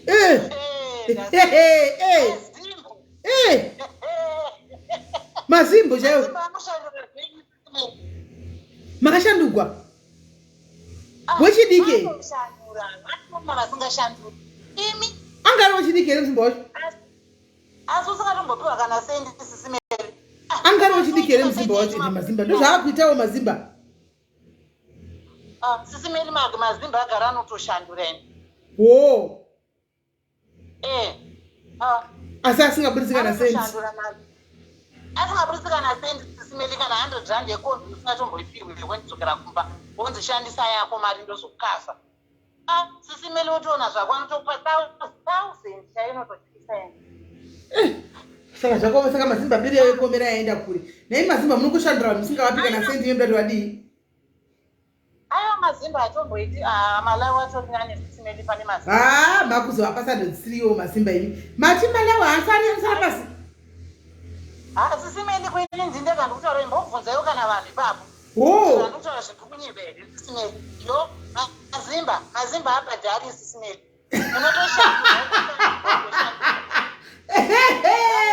Mazimba abhadhari. Mazimba mazviona kambirenya kusabhadhara yainda mazimba. Nanga mazimba abhadhari simeli kana watomoda munhu unonga watomuda kwete zvokuti uchapiwa bhegi remari. Aiwa hapana.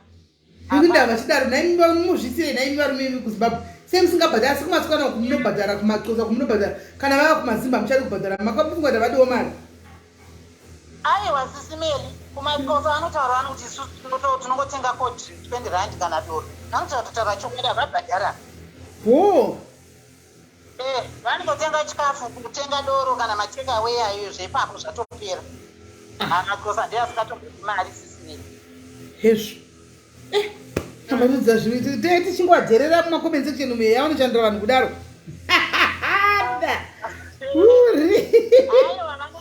Havazosvikizwa kune manaijimbi nekuti vamwe vanodya mushonga asi aiwa mazimba aiwa vanobata basi. Masekisi varume vekuzamani zvipeiwo malavu nemalaksi mapiwa sando dzenyu nakola gamufarireiwo mapiwa sando nakola zvisati zvamboitika. Isaiwo malavu nemalaksi varume vekuzamani farirai kola mapiwa sando dzenyu nhasi kwai munobata basa zvisingaiti mapiwa isai malavu nemalaksi isai malavu nemalaksi mafari kola wakupai sando dzenyu dzadzisingakupi isu pano mapiwa sando isai malavu nemalaksi varume kuZimbabwe asi kwaiitai lusi paruoko apa musaomeresere ganzi ngoitai mbijani.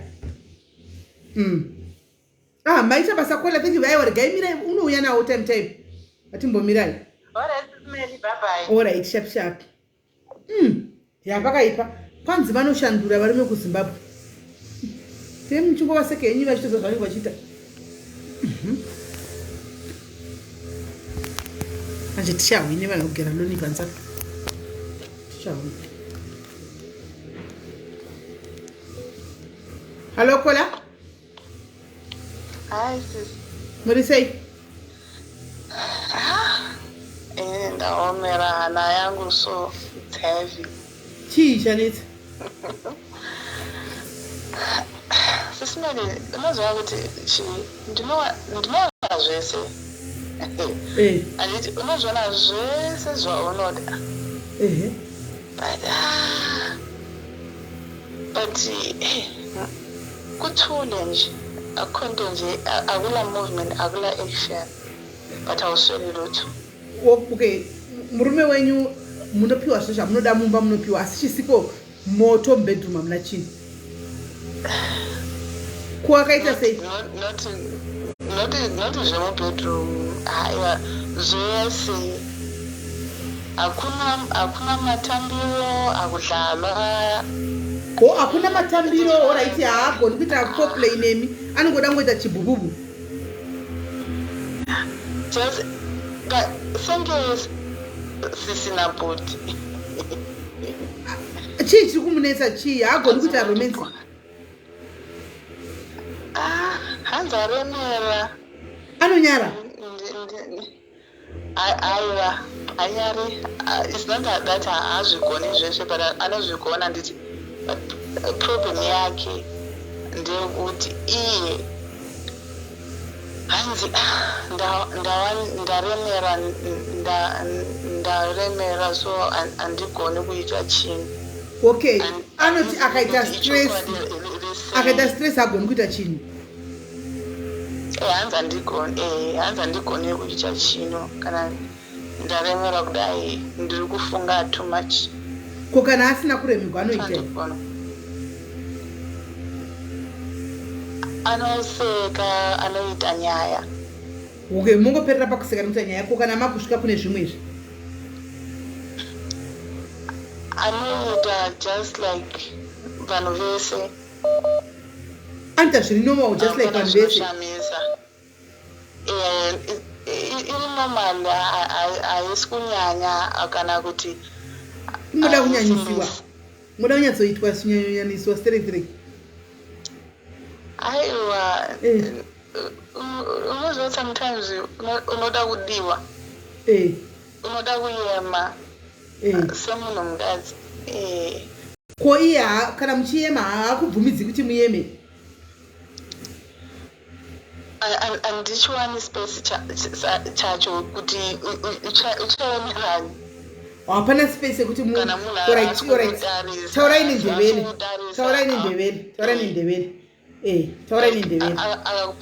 nomuntu akakubhekanga nje akakuphi nje ithuba lokuthi okay usukhona sufikile iza ngapha iza sidlale ukhathele izalana ngumassage or something like that. So ukuthi manihlangana vele niyakhuluma nje manicede ukukhuluma vele niyahamba niyogibela embhedeni sewuyayenza sokuphelile. Hayi lokho kuhlangana kusuka nje kube lezi ngoba like udlala wakhona kuba khona but akusikho lokhana ngekwazi. You are not satisfied. Ukuthi okay kuthi ukuthi wena khola uwe vele ungekho satisfied nalowo muntu lo. Ena vele maybe kuye uyacabanga ukuthi uzobe sekayenza the best. But wena uwe maybe uyamcompare ngabanye basemuva laphana. I think aywa andisikuita kudaro tete unozwa kuti chi ini ndinokugamuchukira zviripo but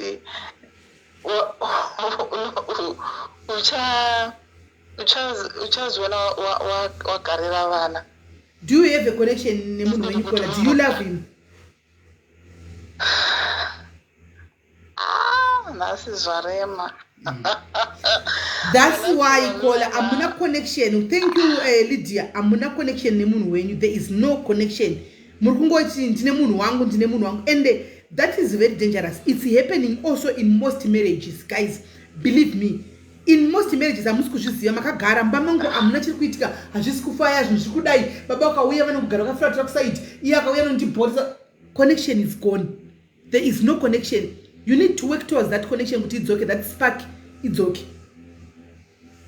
Amugona Kola amusi munhu uya muchamudi makawana mumwe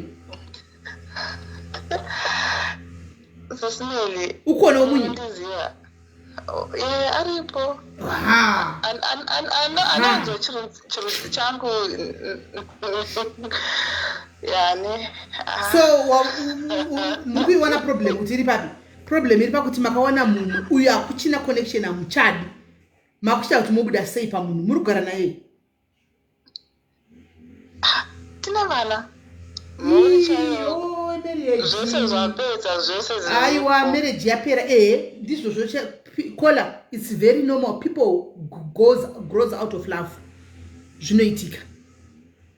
People grows out of love. It's very very possible. Bwana nevana 6 varungu nosemtona vasingavhunduke divorce. Vanotaura kuti connection apasina rudo rero rapera and let's separate and let's co-parenting in peace. I think ndopa mave ipapo rudo rwakapera. manje ndoita sei tete ndinotokutaura nawe kana mapedza live iyi. Kutaura live. I think kana mazvipira muri kuona kuti makatoita boyfriend muri pamurume. That is not right. Makaita boyfriend muri pamurume wenyu. That is not right. Kola aiwa inini tete hapana andizvifari izvozvo ndakazviona ngozi yacho ende dzichiitwa nevamwe vanhu but I don't like it. I don't. If you don't like it ko uyu aripo makamita sei? Tete umwe aripo uyu makamita sei kana musingazvifariri? angithi la ekhaya ngithethwe ngimufazi ophelele yangithi konke kwenziwa akukho nto nje angayenzanga kodwa yonke into nje iyaphela. So kuphelile lini sis? Kuphelile lini? Awusikuthi umuntu kulo hayi sekuyisikhathi SIS-MELLY makore akusiko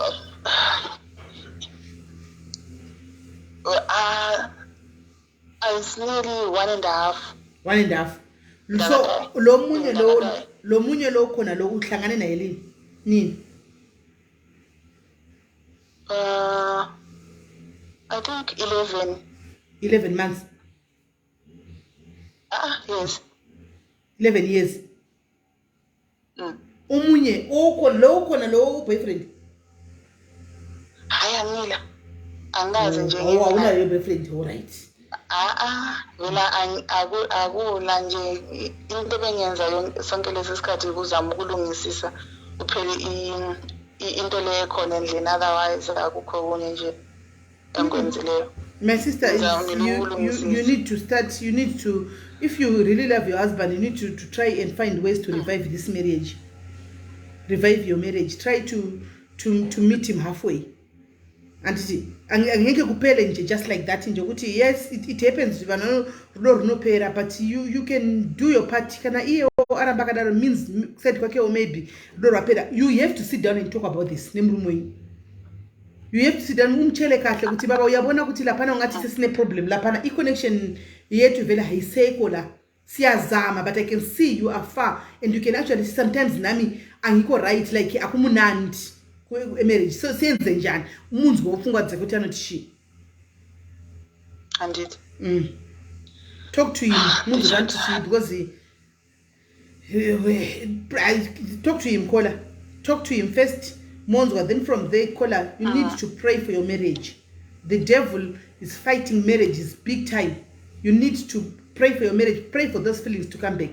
Pray for sometimes, but a problem Jimmy caller, because normally kachinji vakadzi kuti vazopera rudo murume anenge ane zvaanenge achita, either cheating inoisvika pakudriva mukadzi kuti ati ini rudo ndapera kana kuti haachengeti mba kana zvadi kusaidi kwenyu muri kuti everything anoita imi ndimusingasadi chete mukungozoda zvisisipo. Anogara ari pamba. Anogara ari pamba achiti kuda kuti achiti haindi kubasa. Arakushandira pamba zvese ari kuitira pamba. Anobuda apo neapo. Inini ndini ndinobuda. Kola, sit down with your husband and muone say taura, like sit down and talk like people, like human beings. Okay, yeah, zvimwe zvacho tete azvigoneko kuti titaure. Naona ndanchikumbirawo kuti kana muchigonawo ngatitaure kana mapedzi. No problem. Totaura kuseri. Okay, kuseri tete sure. Munfonera kuseri, all right, sharp. Okay. All right. I think there are deeper issues. There are deeper issues than avari kutiudza. Pane issues are deeper than zvavari kutiudza. Anyway, just taura navo kuseri tomanzwa. Guys, these things can happen. Zvinoitika. Antika. Izvo zvipakati penyapa. Tiri 540. Pane vamwe vari marriage, but the spark is no longer there. The spark is no longer there. You see. So you need to communicate. You need to communicate, guys, because panic part dangerous. Ukona manje apasina spark, apasina chi, and they are not talking about it. Mwene mwakuta yake mezi zero, I'm telling you, dopa nobuda umono dai kuside, umobuda wenda kadai kuside. Musanga na pakati ininge siri marriage, nisha tuwe dangerous manje. Very dangerous. Kana wako fila shukufila kola au. Kana uchifila the same way kuti inina antisina that spark ni murumongu like ansha mufili like shawaita. Sit down and talk. Kachinji kachi panenge pane nyaya dzinenge dziripo.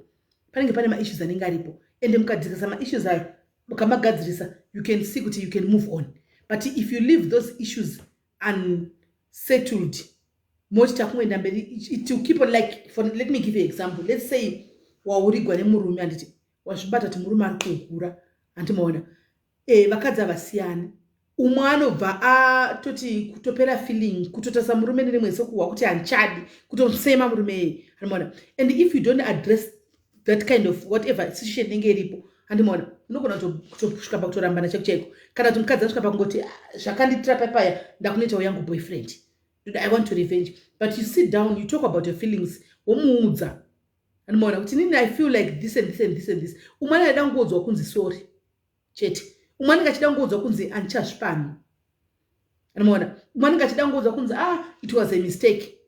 Overtonyevenika kana zvisina kuaddresswa ma-issues iwayo anogara chingokuhaunda chete mukati moupenyu hwako. Anzi inodzoka here spark yacho inodzoka. Lois, are you feeling the same? Inodzoka because like murume akaita so akuhurira oita kunge usina basa, kunge ari kukuignore, so kunge usina basa chimwe yaya neunosvika pangoti fuck off andoona ndopa zvatotanga manje. But munhu akautadzwa kuti I'm remorseful ndauya, I'm sorry antika zvakaitika papa, it was not, vakadzi vanoda kungonyeperwa so vakazanda nguudzwa masweet tinongoda kuudzwa masweet nonsense so guys ndikunyepa masweet nonsense kungonyeperwa sometimes kungodzwa kunzi no baby you know I love you nezva zvakangoitika mwandobva tosununga kuti ha alright ndamuregerera hazvide kuti wamuregerera zvokuti zvinopera notipa muchakonana next time muchazvidzosa futi kuti wakambondiurira futipo paya zvivakadza zviperi zvokumhanya hazviperi zvokumhanya otanga futi kuti wakambondiurira futi gore riya ninge wakazvichengeta tetakachengeta zvakaitika 10 years back tinazvo tetakachengeta tetakamirira the right time to strike handimaona saka talk about it guys, talk about it because I know kuti variko vanhu vanenge vachitoine that ningikiri zvanenge vanazvo andika imukota kushaya mafeelings woko kuti mukadzi ndounenge wanyengwa. It's obvious kana ukanyengwa chinhu chinyuwana chinonakidza guys. Ukanyengwa uri pamarriage uchatanga kutoda munhu iyeyo kunze agokufadza zvokuti because ari kunze uya murume wako chirasina chakanganisa kugomonesa kuti hana basa haagoni haadini hai uchakuona mafaults hobo hanimona uchakuona mafaults hobo pamunhu just because kune kuri kufadza kunze uko kuti anenge achiti 2 minutes okusendera zvimamessage zvinonakidza 2 minutes ofisha baimba vachaiti izvozvo handiona zvimamessage zvinonakidza 2 minutes zvimamessage zvinonakidza hanimona so zvinobvaita kuti utoona murume kutomusema kuti kuti hana basa chero kuti akazoti akugumira utoona sokuti wavaviwa hanimona kunge wavaviwa chako chako kuti akugumira kudai nekuti mwoyo wako fungwa dzakufunga uya wokunze uya but zvinongoitika nemunhu wokunze nokuti iwe uri mumba iye ari kunze. Kana uchida kuona kuti zvinopera fast siya murume wako uende kumunhu wokunze uone kuti hapana zvanenge waita.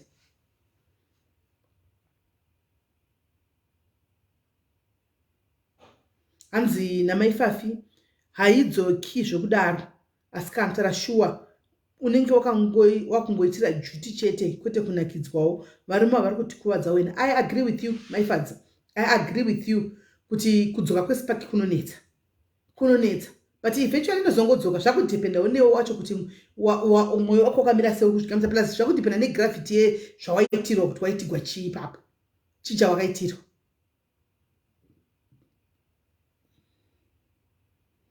Hanzi unenge usati tigwa nyuwani sipakidzoke maibvisa akakunza kuti vanhu vese arigere mudzimba maona nyuwani dzakamboitigwa vanhu vese varudzimba munzati havana zvakamboitigwa hakuna munhu asina chakamboitigwa ufunge maivhi munhu wese akaitigwa something chihombe chekuti unoonota kutopera pawa but zvakafanana nekurwadziswa kwakafanana nerufu handinorwadziwa toti iyi peni iyo yekufirwa namai ichapera here inozopera is the time because haingoperi ipapo handiona zvangofanana nezvizvozvo zvokuti murume wako unogona kutomuvenga kubuta resentment chaiyo for gore 2 years asi zvinozongopera kavakadzi vandaonyeberwa guys.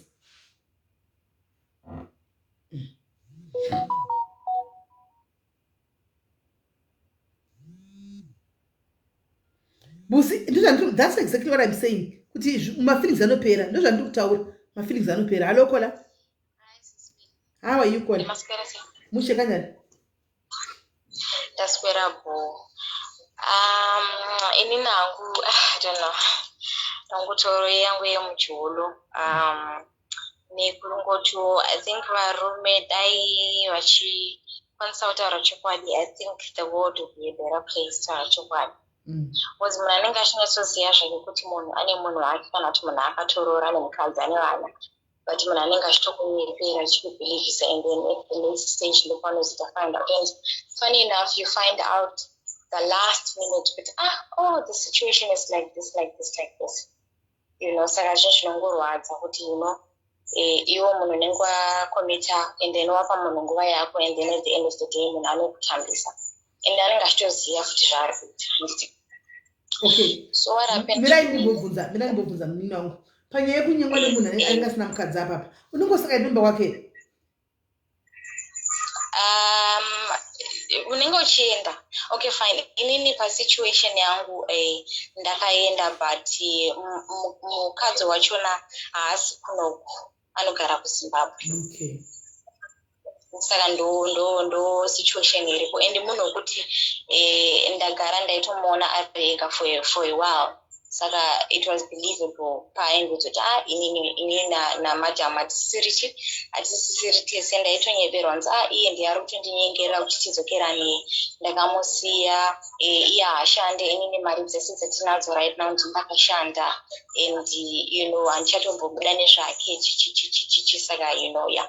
So I believe tango kuti it might be because like they portray themselves as if vanhu vari kutaura chokwadi iwo usingazive because kana usingazive you don't know munhu anenge acho you take their word because vanhu vari kukudza and become very genuine and stuff and wotofunga kamuchi munhu ari kuudzawo chokwadi handiti so ndabva ndaudzwa zvikanzi handina ndiri kune mai vomwana hatisitombotsise chichichichi and one other time ndakatomboona mufoni make makatosevhwa namba yakanzi mai vomwana zvikanzi andinofanira ndakatovasevha kuti mai vomwana which means kuti ndimai vomwana wangu and that is it. So yeah, mukufamba kwenguva I just started seeing some traits and then I zvachitongondinetsa moyo kuti munhu uyu ari kutaura chokwadi here about kuti zvona havasisiri munhu wake unenge but you always have that third that instinct yekuti munhu anogona kunge asindinyephera uyu but ungosina chokwadi for sure. So what happened is one other time WhatsApp status there's this friend of mine and akaposta mukadzi womurumwe because ndakambomuona before before akazoenda kuZimbabwe akazoenda akanonoka ikoko for a long time pandainzi takasiyana tisiri tese haati wara. So what happened is a friend of mine akaposta mukadzi wemurume uyu waanga achiti vakasiyana vasisiri vese akatobata mwana handiti ndobva pandamuona ndikuti I know this person she looks like mukadzi wemurume uyu ndobva ndatumira message kune shamwari yangu ndikati iwe ndiudze ndianiko munhu ari pastatus pako uyu ndobva anditi unomuziva here chichi vanati ndomuziva ndiani ndauda ndibudira pachina time but ndakaramba ndichingoita sepressure ndikati ndiani ndiudze mani chichikuitika ndikati uya ndisangane nekuda kuti unyatsonzwa what's going on because inini also on the phone ndandisirira dese ndandisiri kuda kutaura pafone ndada kumuona face to face ndinyatsotaura ndinyatsonzwisisa and then takabva tazosangana ozveshuwa musi uyu ndobva anditi iwo uri kutaura nezvemukadzi uyu nomuziva ndikati ndomuziva haazi mukadzi wanhingi here zvikanzi pandati vachiri vese here zvikanzi very much so very much so ndikati pandati how do you mean iye mbanditi saka iwewe unomuziva kubva ndati munhu uyu ndikuti munhu wangu like munhu wangu zvikanzi akabata musoro akati shamwari ndiyaka dai wanga wakadai ndaiziva dai mva ndichigara pasi ndikuudze akatanga kundivhurira mafaira akanditi kuti baba vatori vane vana like five different baby mamas akazodai vanoto it was just a lot ndakanzwa musi uyu and funny enough uyu munhu akandudza information haasitombori munhu kure munhu anotoziva munhu uyu like zitori hama saka I know kuti zvaindudza zvazvisirichi anga asiti manyeri saka ndozvananchita hangu and ndakazotoconfronta ndikamubvunza kuti kweiwewe ningi ndiani akatoriwa aniani akashawa ndawana kupichi information ana kuramba akati and had the nerve to say to me iwe wakamboona kuti murume asinganyepi ende zvakaoma mazvikuchepa kudaro ungana wakachanungu naiwe hanzi apa handiti aitombonditi hanzi ndinoda kuti uite mwana nene ndikutoda mwana ndaizivei kuti atori nevana 6 zvangu waiprojecta hey like wagona kukaprojecta iwe wakafarira nyoro vhitayo ime mwana dai nhasi uchichema nemimba izvizvi zvakaoma and ndikana achingotongotaura zvangu kuti zvoni amawani and I think ndakambotaura nemi pane musi chinhu chakutumira message ndokutumira voice note after this because handisataura zita remunhu because pane time yandikambokufonera pane munhu akafona akataura zita remunhu ndobva ndafona ndichiti munhu yanonzi ningi here if you remember it was not too long ago kana muchiremember muri kuremember ndini musi woyo ndindakafona ndiye munhu wacho ndada kuziva ndiye munhu wacho but ndakazofind out zvangu kuti ndo situation iripo so ndakatosongoti you know what sadaro hazvidi kudaro. Munhu kana uchiziva ndo zvauri, you must just tell the truth, kwete kuda kuswera uchinyebera munhu, you know, to believe someone and stuff. Ana kana utomboramba aitozviti iwe murume wakambona kuti murume asinganyepe kana kutomboti sorry zvake kana. So varume ainini angota chokwadi, I don't know. Pakaipa kumdzolo kwanzi varume uya ari kunyepa kana mukadzi ya nemukadzi kumusha akatozobatsirwa ne ndipa stage 8 yemjolo chayo ndo yandiri right now andidonyeba. Yeah, pakaipa. But handizivi, I don't know how you are going to solve it. Kola ndiwo akapfeka bhutsu ndokuza kushinya kwadzo. Aiwa kana hapana kusolva kwandakaita, ndakatongobva ndangozviudza kuti tinorwadza zvodipa te munhu ngaasiwe. Hapana, there's no way andingamboti ndoda kushingira ndichiziva everything that is at hand. Saka I don't want to lie to myself because the truth is hapana, you know. Good. So kana wakasana move on with your life. Yeah. All right, Kola, thank you very much. Thank you.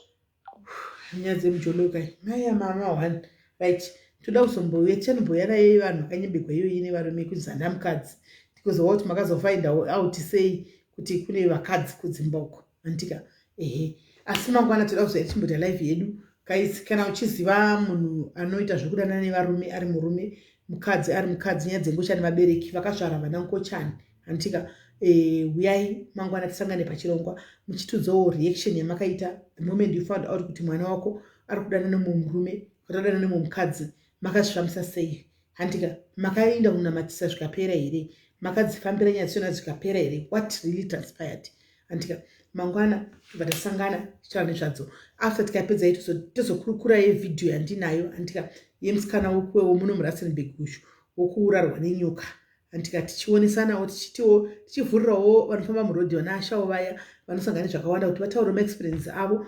Uyu aiva nenyoka angaba mari yemuNigeria tichinzwawo ivo kuti kwavowo zvakamira sei handika. So guys, let me leave you and love you to enjoy your Valentines. Enjoy maruva enyu guys, itai yamuri kuita tokubatai time ndechikona yedu muchita zvekupanana maruva, panana istereki maruva muchidanana zvinokurudzirwa tinozvida zvakanaka stereki handitika tozokona mapedza yenyu kuti mangwana muzotipa feedback yemujolo kuti makaenda here kulunch asikana makadiko, matengerwa machokoreti here, matengerwa iko handimaona tifarewo nemi aniti vanotiko chakanaka iwa tinofara navo guys. Kune vasinawo vari kuvatengera maruva musabatikane guys, there is always tomorrow handika uchamuwana wako. God is time sometimes is the best. Mirira nguva yaMwari mangwana ukwanise wegati petangu tinokupesera ushu ari kufona. Hello pavale.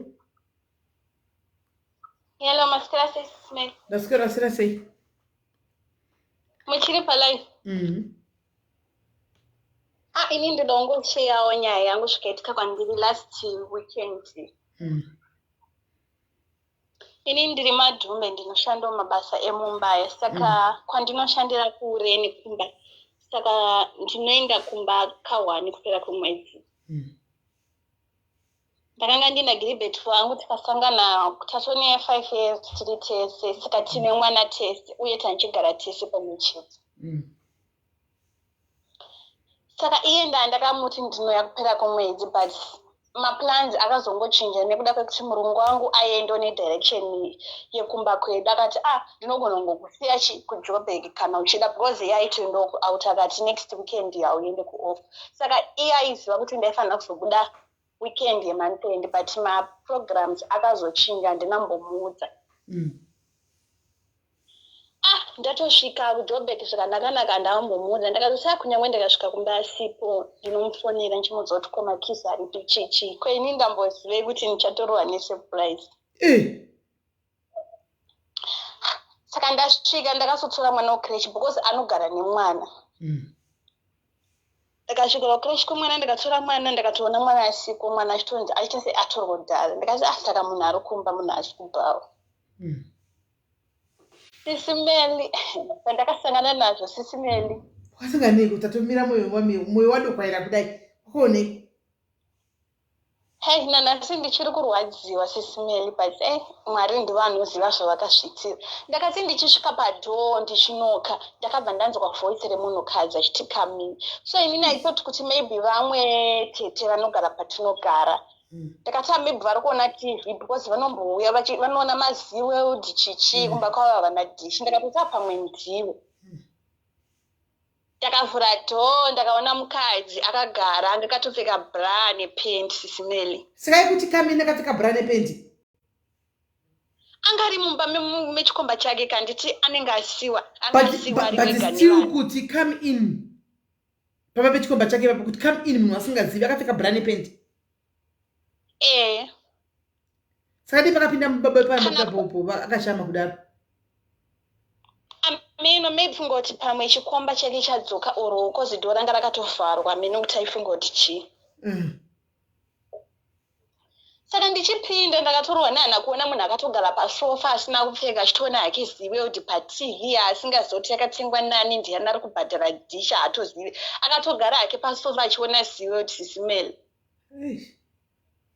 Ini ndakatomubvunza saka mwana wangu akabva atondimhanyira achitoti mama iye akarwa nehana achiona mwana wangu because murume anga akamudzota nemwana because mwana vaitonomutora kukireshi vese vari vese akatoudzwa kunzi ndine mwana but anga akaudzwa kunzi namai vemwana takasiyana. Ndipo paakasimuka baatora chinhu chekumonera mukadzi wachiona mutosi. Saka ndakamubvunza mukadzi uyu akaindotenda Mwari haanambondivanzira akandibudira pachena. Kune vamwe vakadzi vanonzwisisa sisimeli akandiudza zvakanzi ndoda kukuudza chokwadi zvakaitika akandiudza chokwadi zvakanzi inini nemurume uyu takasangana kubhawa because murume wangu munhu anofarira kunwa doro plus hanzi chikaita kuti amuda hanzi kubhawa munhu anotenga doro munhu anotenga fodya zvese kusvikira the extent yekuti vakadzi vanga vakutomuda neizvozvo zvaanoita zvekuti anotengera munhu wese doro. Saka akabva ataura ndakati ko murume aripi zvakanzi aenda kunotora mwana aenda kunotora vana kozi yanga iri Friday kai vana vani zvatiwa kwanga kumhanyira mumbai vani vana vake mukadzi uyu atori nevana vake but havagari vese mukadzi aipo achiuya kumasleep off. Alright, saka vanga vaine vana vake saka iye aizi hanzi auya kumba makuseni hanzi auye makuseni vaswera vese. Saka mukadzi anga kuti nini ndakuita se ndakuenda kumba kunobikira vana murume bvangu tosaende kunotora vana rege ndiende ndinotora vana vachadya panapa ozoenda kunovararisa manheru. Vana vemukadzi itu vakomana vatokura. Saka inini ndobva ndakatogarawo naye pasofa tikatanga kutaura. Saka murume akatouya vana tu vari kumashure. Murume akangosvika achizovhura dhoo akabata maice cream tu evana ava sisimeli haana mboziva kuti ndiripa akarohwa nehana paakangovhura dhoo akandiona akabva akanda maice cream aye panze neshoko. Patotanga kunetsana paye saka mukadzi uyu ndipo paakapfeka hembe baatora vana vake vauda kufamba kuita kunge akuita sekuendomba kwake akati chipira kuita se muchipedzerana muchitaurirana. Saka murume uyu ndipo paakatondisiya mba akutotera mukadzi uyu achimhanya sisimeli. Achera mukadzi uyu amai mwana kuti inini ndikutoterawo kumashure because ndaida kunyatsonzwisisa kutonzwa kachitonzi bhebi nina handidedzi kunzi bhebi ndinotodedzi kunzi imbwa iwe kana akatsamwa anotonditi maijethora handidedzi kuti bhebi. Mukadzi achitonzi bhebi shamari mira titaurirani ndokuda bhebi pamberi pangu sisimeli. Saka mukadzi uyu akabva ati inini handidi zvedhirama handisi kuda dhirama iwe ugadzirisana nemunhu wako then uchazouya totaurawo pafeedback. Mukadzi uyu akasiya dzake because kumba kwaiitwa washeni yaitwa mumeshini iwasheni yemukadzi wekuti aibva nehembe dzake uko dzouya dzowachwa mumba mangu nemeshini. Akataura zvakanzi iwewe ndichauya kuti kuzotora hembe dzangu handikwanisi kutora hembe dzangu because mushina usati wapedza dzichiri nemvura. Akati achazotora hembe dzake time akati tisari kupedzerani. Saka paakada kumhanyira mukadzi uyu akabva amuzabvura. Saka inini ndobva ndakatera mukadzi ndikati aiwa iwo hauendi nyaya inofanirwa kungopedzerwa panapa tibva tangonzwisisa kuti ndeipi. Iye kutoenda kutotanga kubata mukadzi uye kutomubata pazasi pemagara akatomhaga kunzi bhebi nini nozotinokuda pamberi pako. Akati hanzi nemunhu yatina kuroorana is true sisimeli takangosangana muno haana seni rakaendesa mumba kwedu because aingoti achaenda. But aita kukuzira ndichadi kana aita zvemaxhosa tataura zvikanzi akataura anotoroti achada pamberi pangu pemuxoso but inzwei munzweka zvakazoitika pane vanonzi gogo vake ndinovanzwira inini vanondifarira zvokuti ndive chikuru so kamuxosa uyo akabva inomba kwakati inini handisida zvedhirama unozondifonera pedzerana nemunhu wake pakatira vana vake bva aende inini obva ndabatsira mwana wangu ruoko ndipo patakapinda mumota ane mota bhaadhiraivha pataenda kwagogo akati nyaya handii kwagogo tinotaurira kwagogo because panze takutoita noisi because yanga akatodha kwawo sikati andisinganyatsonzwisisani tasvika kwagogo avava sikagogo vachiona vakatondimhoresa vakatoti komoya rini tikatanga kutaura sika murume ndipo paakapira gogo nyaya gogo vakamubvunza zvikanzi ndozvaitika gogo vakati okay ndozvaitika saka iwe uchiti muforward tione kuti tomuvha sei forward tisarambe tikabatirira panyaya yatika akaudza gogo zvikanzi udzei mukadzi uya muvhe one life yake pane zvese zvatikatenga tese kana achiona kuti chinhu chanochida kana achifunga kuti ndezvake ngauye atore zvinhu zvake amuvhe one life yake inini handichada nezvake ndakuda nezvemukadzi wemuxosa just like that sisimela akandiudza pamberi pavo ende kumawhatsapp akandibloka everywhere akandibloka handisisina access naye kana kutaura naye akandibloka munozoti zvakandinetsa kuti ndizvitambire ndakatanga kuchema ndakatanga kumubhega sisimeli kuti kuwai waita izvi but ndakazongozvigamuchira sisimeli kuti ndizvo zvavo but chakazoitika muxosa uya mujolo unoraita sisimeli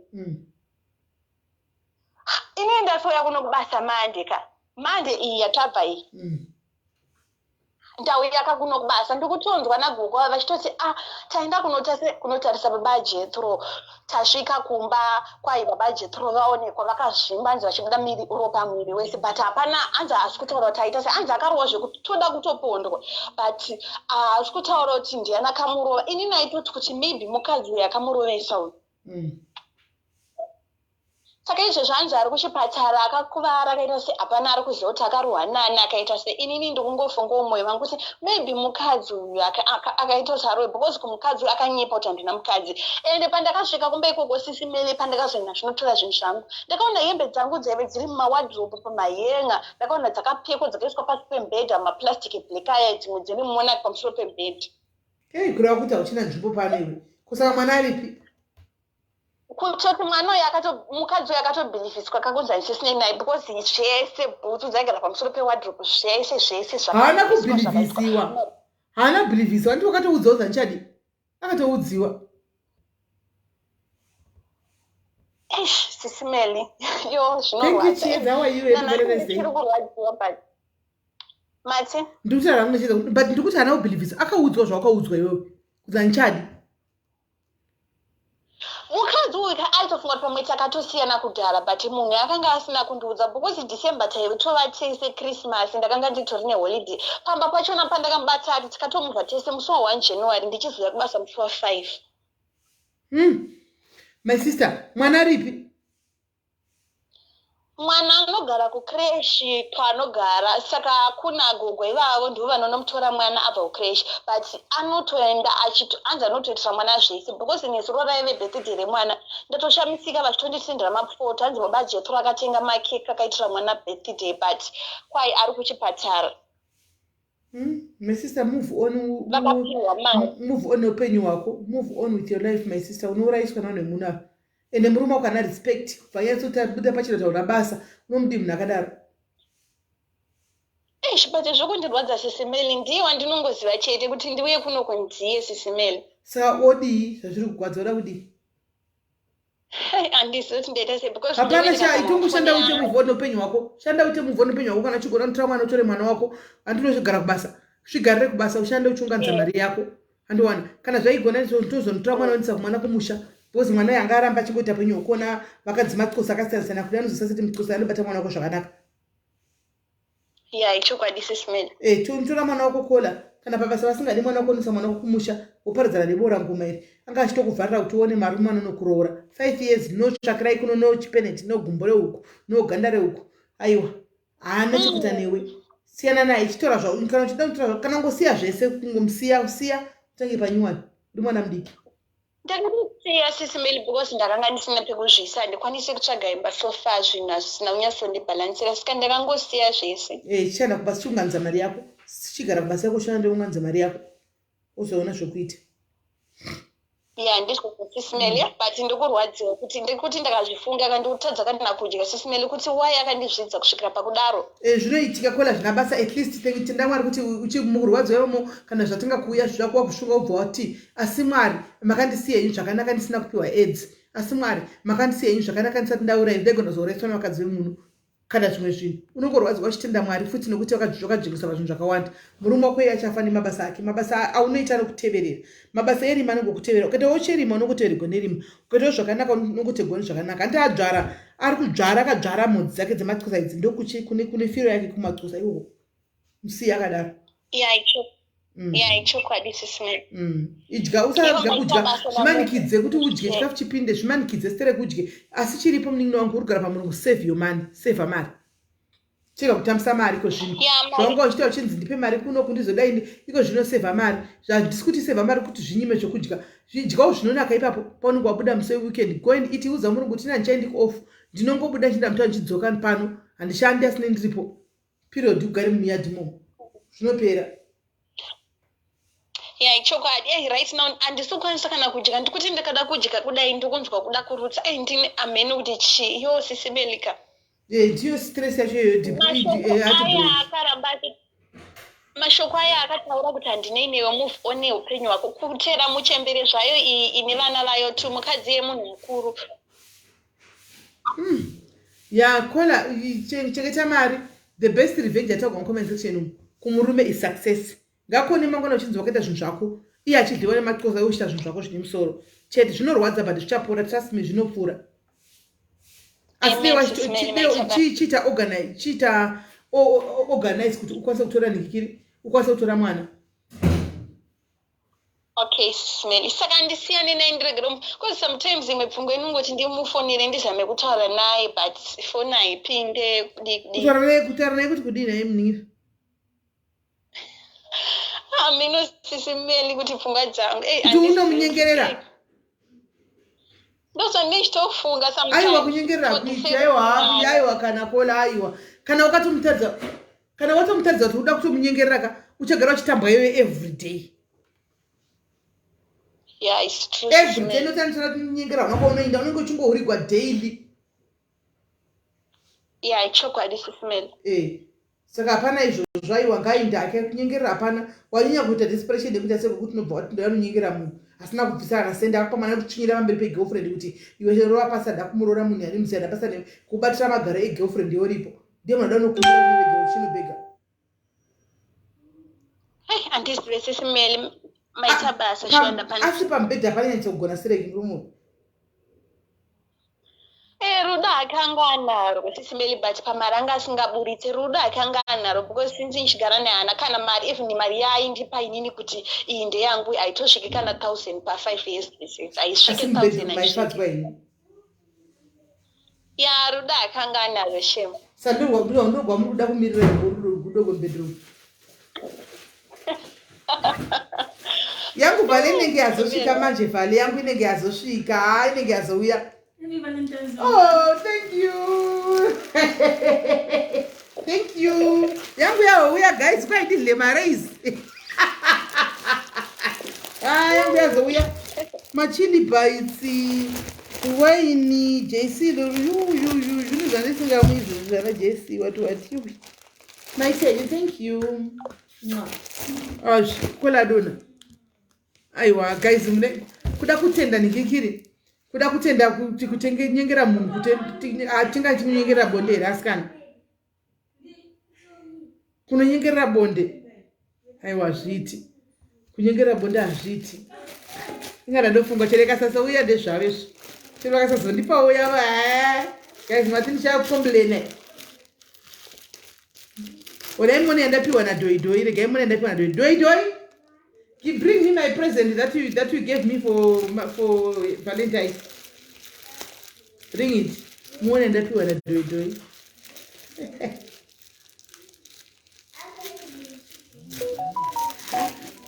One boy. Chua de ori pati home ako. I don't drink this. This. Ile jumira marila yang. Borota fruit yang. Underscore yang. Tambara kugara nikazvimwe. Ndokwa ndidze machips ema lace nai. Oh, mune mapeanuts, mune chii, mune nzungu, mune mapeanuts, mune chocolate. Zvacho. Mbona zvimwe. Guys, zvangu zvaita ini. Shuwa shuwa ndistorina shuwa pamberi paMwari. Zvangu zvaita. Zvangu zviitile.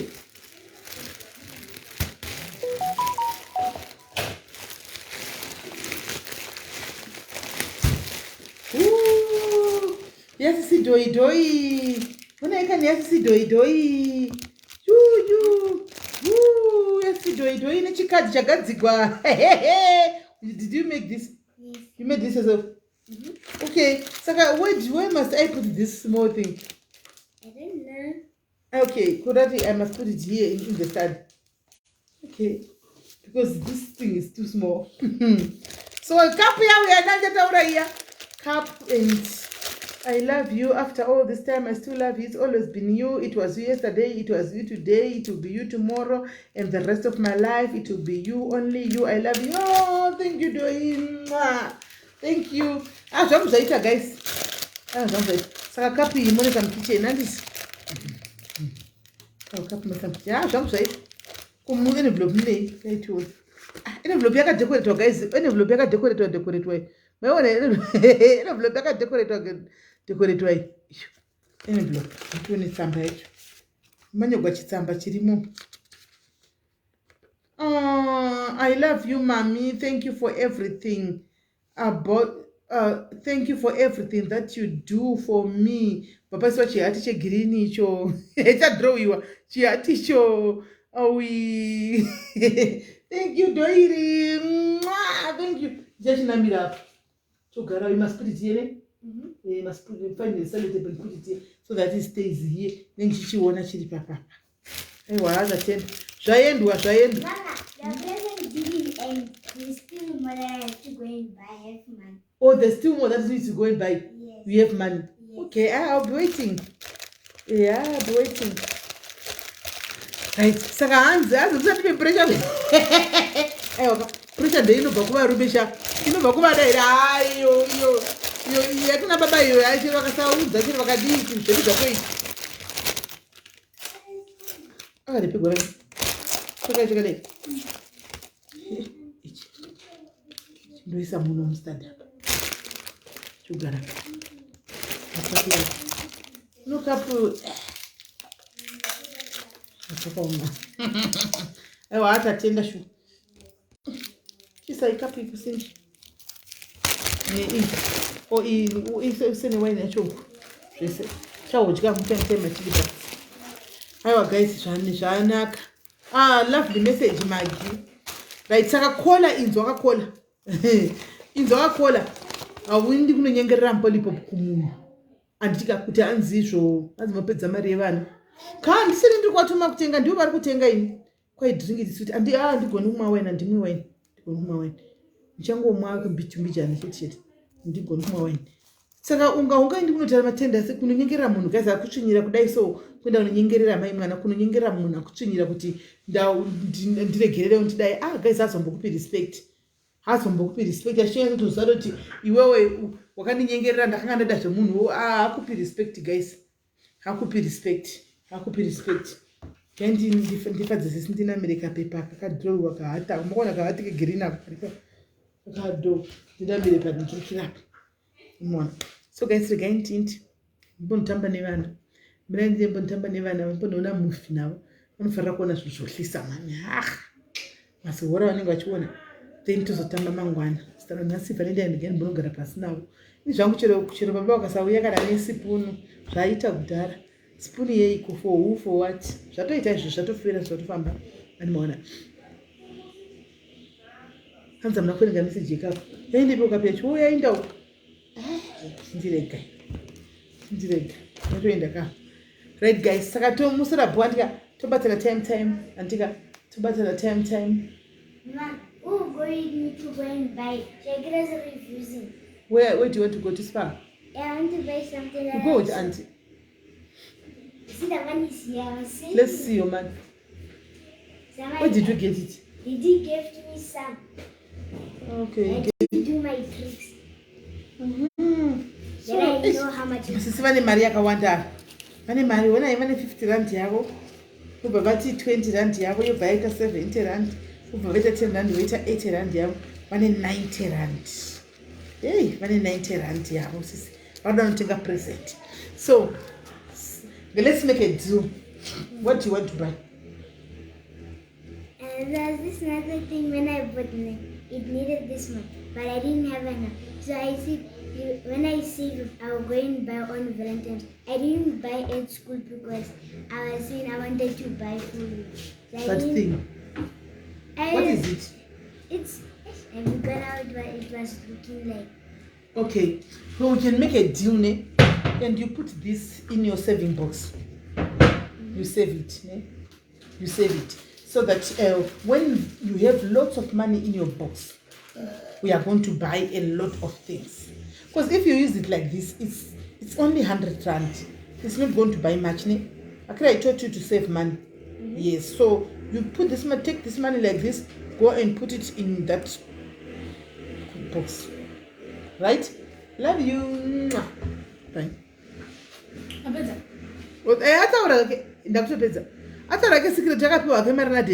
If you don't respect yourself, no one will respect you. Respect starts with you. Yes, correct. So guys, mosera bo as a surprise.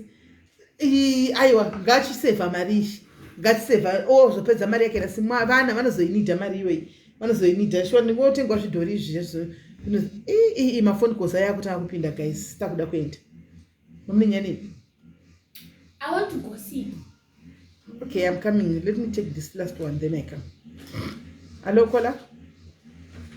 Hello. Happy Valentine. Then thank you, baby girl. Thank you very much. Happy Valentine's to you too. I just wanted to say you're looking good. Thank you, my sister. Thank you. Sisimeli kana mwana uya neJC leroom uno amutaure kuti andinwe ipapo. Okay. Munoita kupinza mwana heartbreak. Munongofona munombotambira mozoti mangwana yaina akaJC leroom ndindofarira marula chichichi.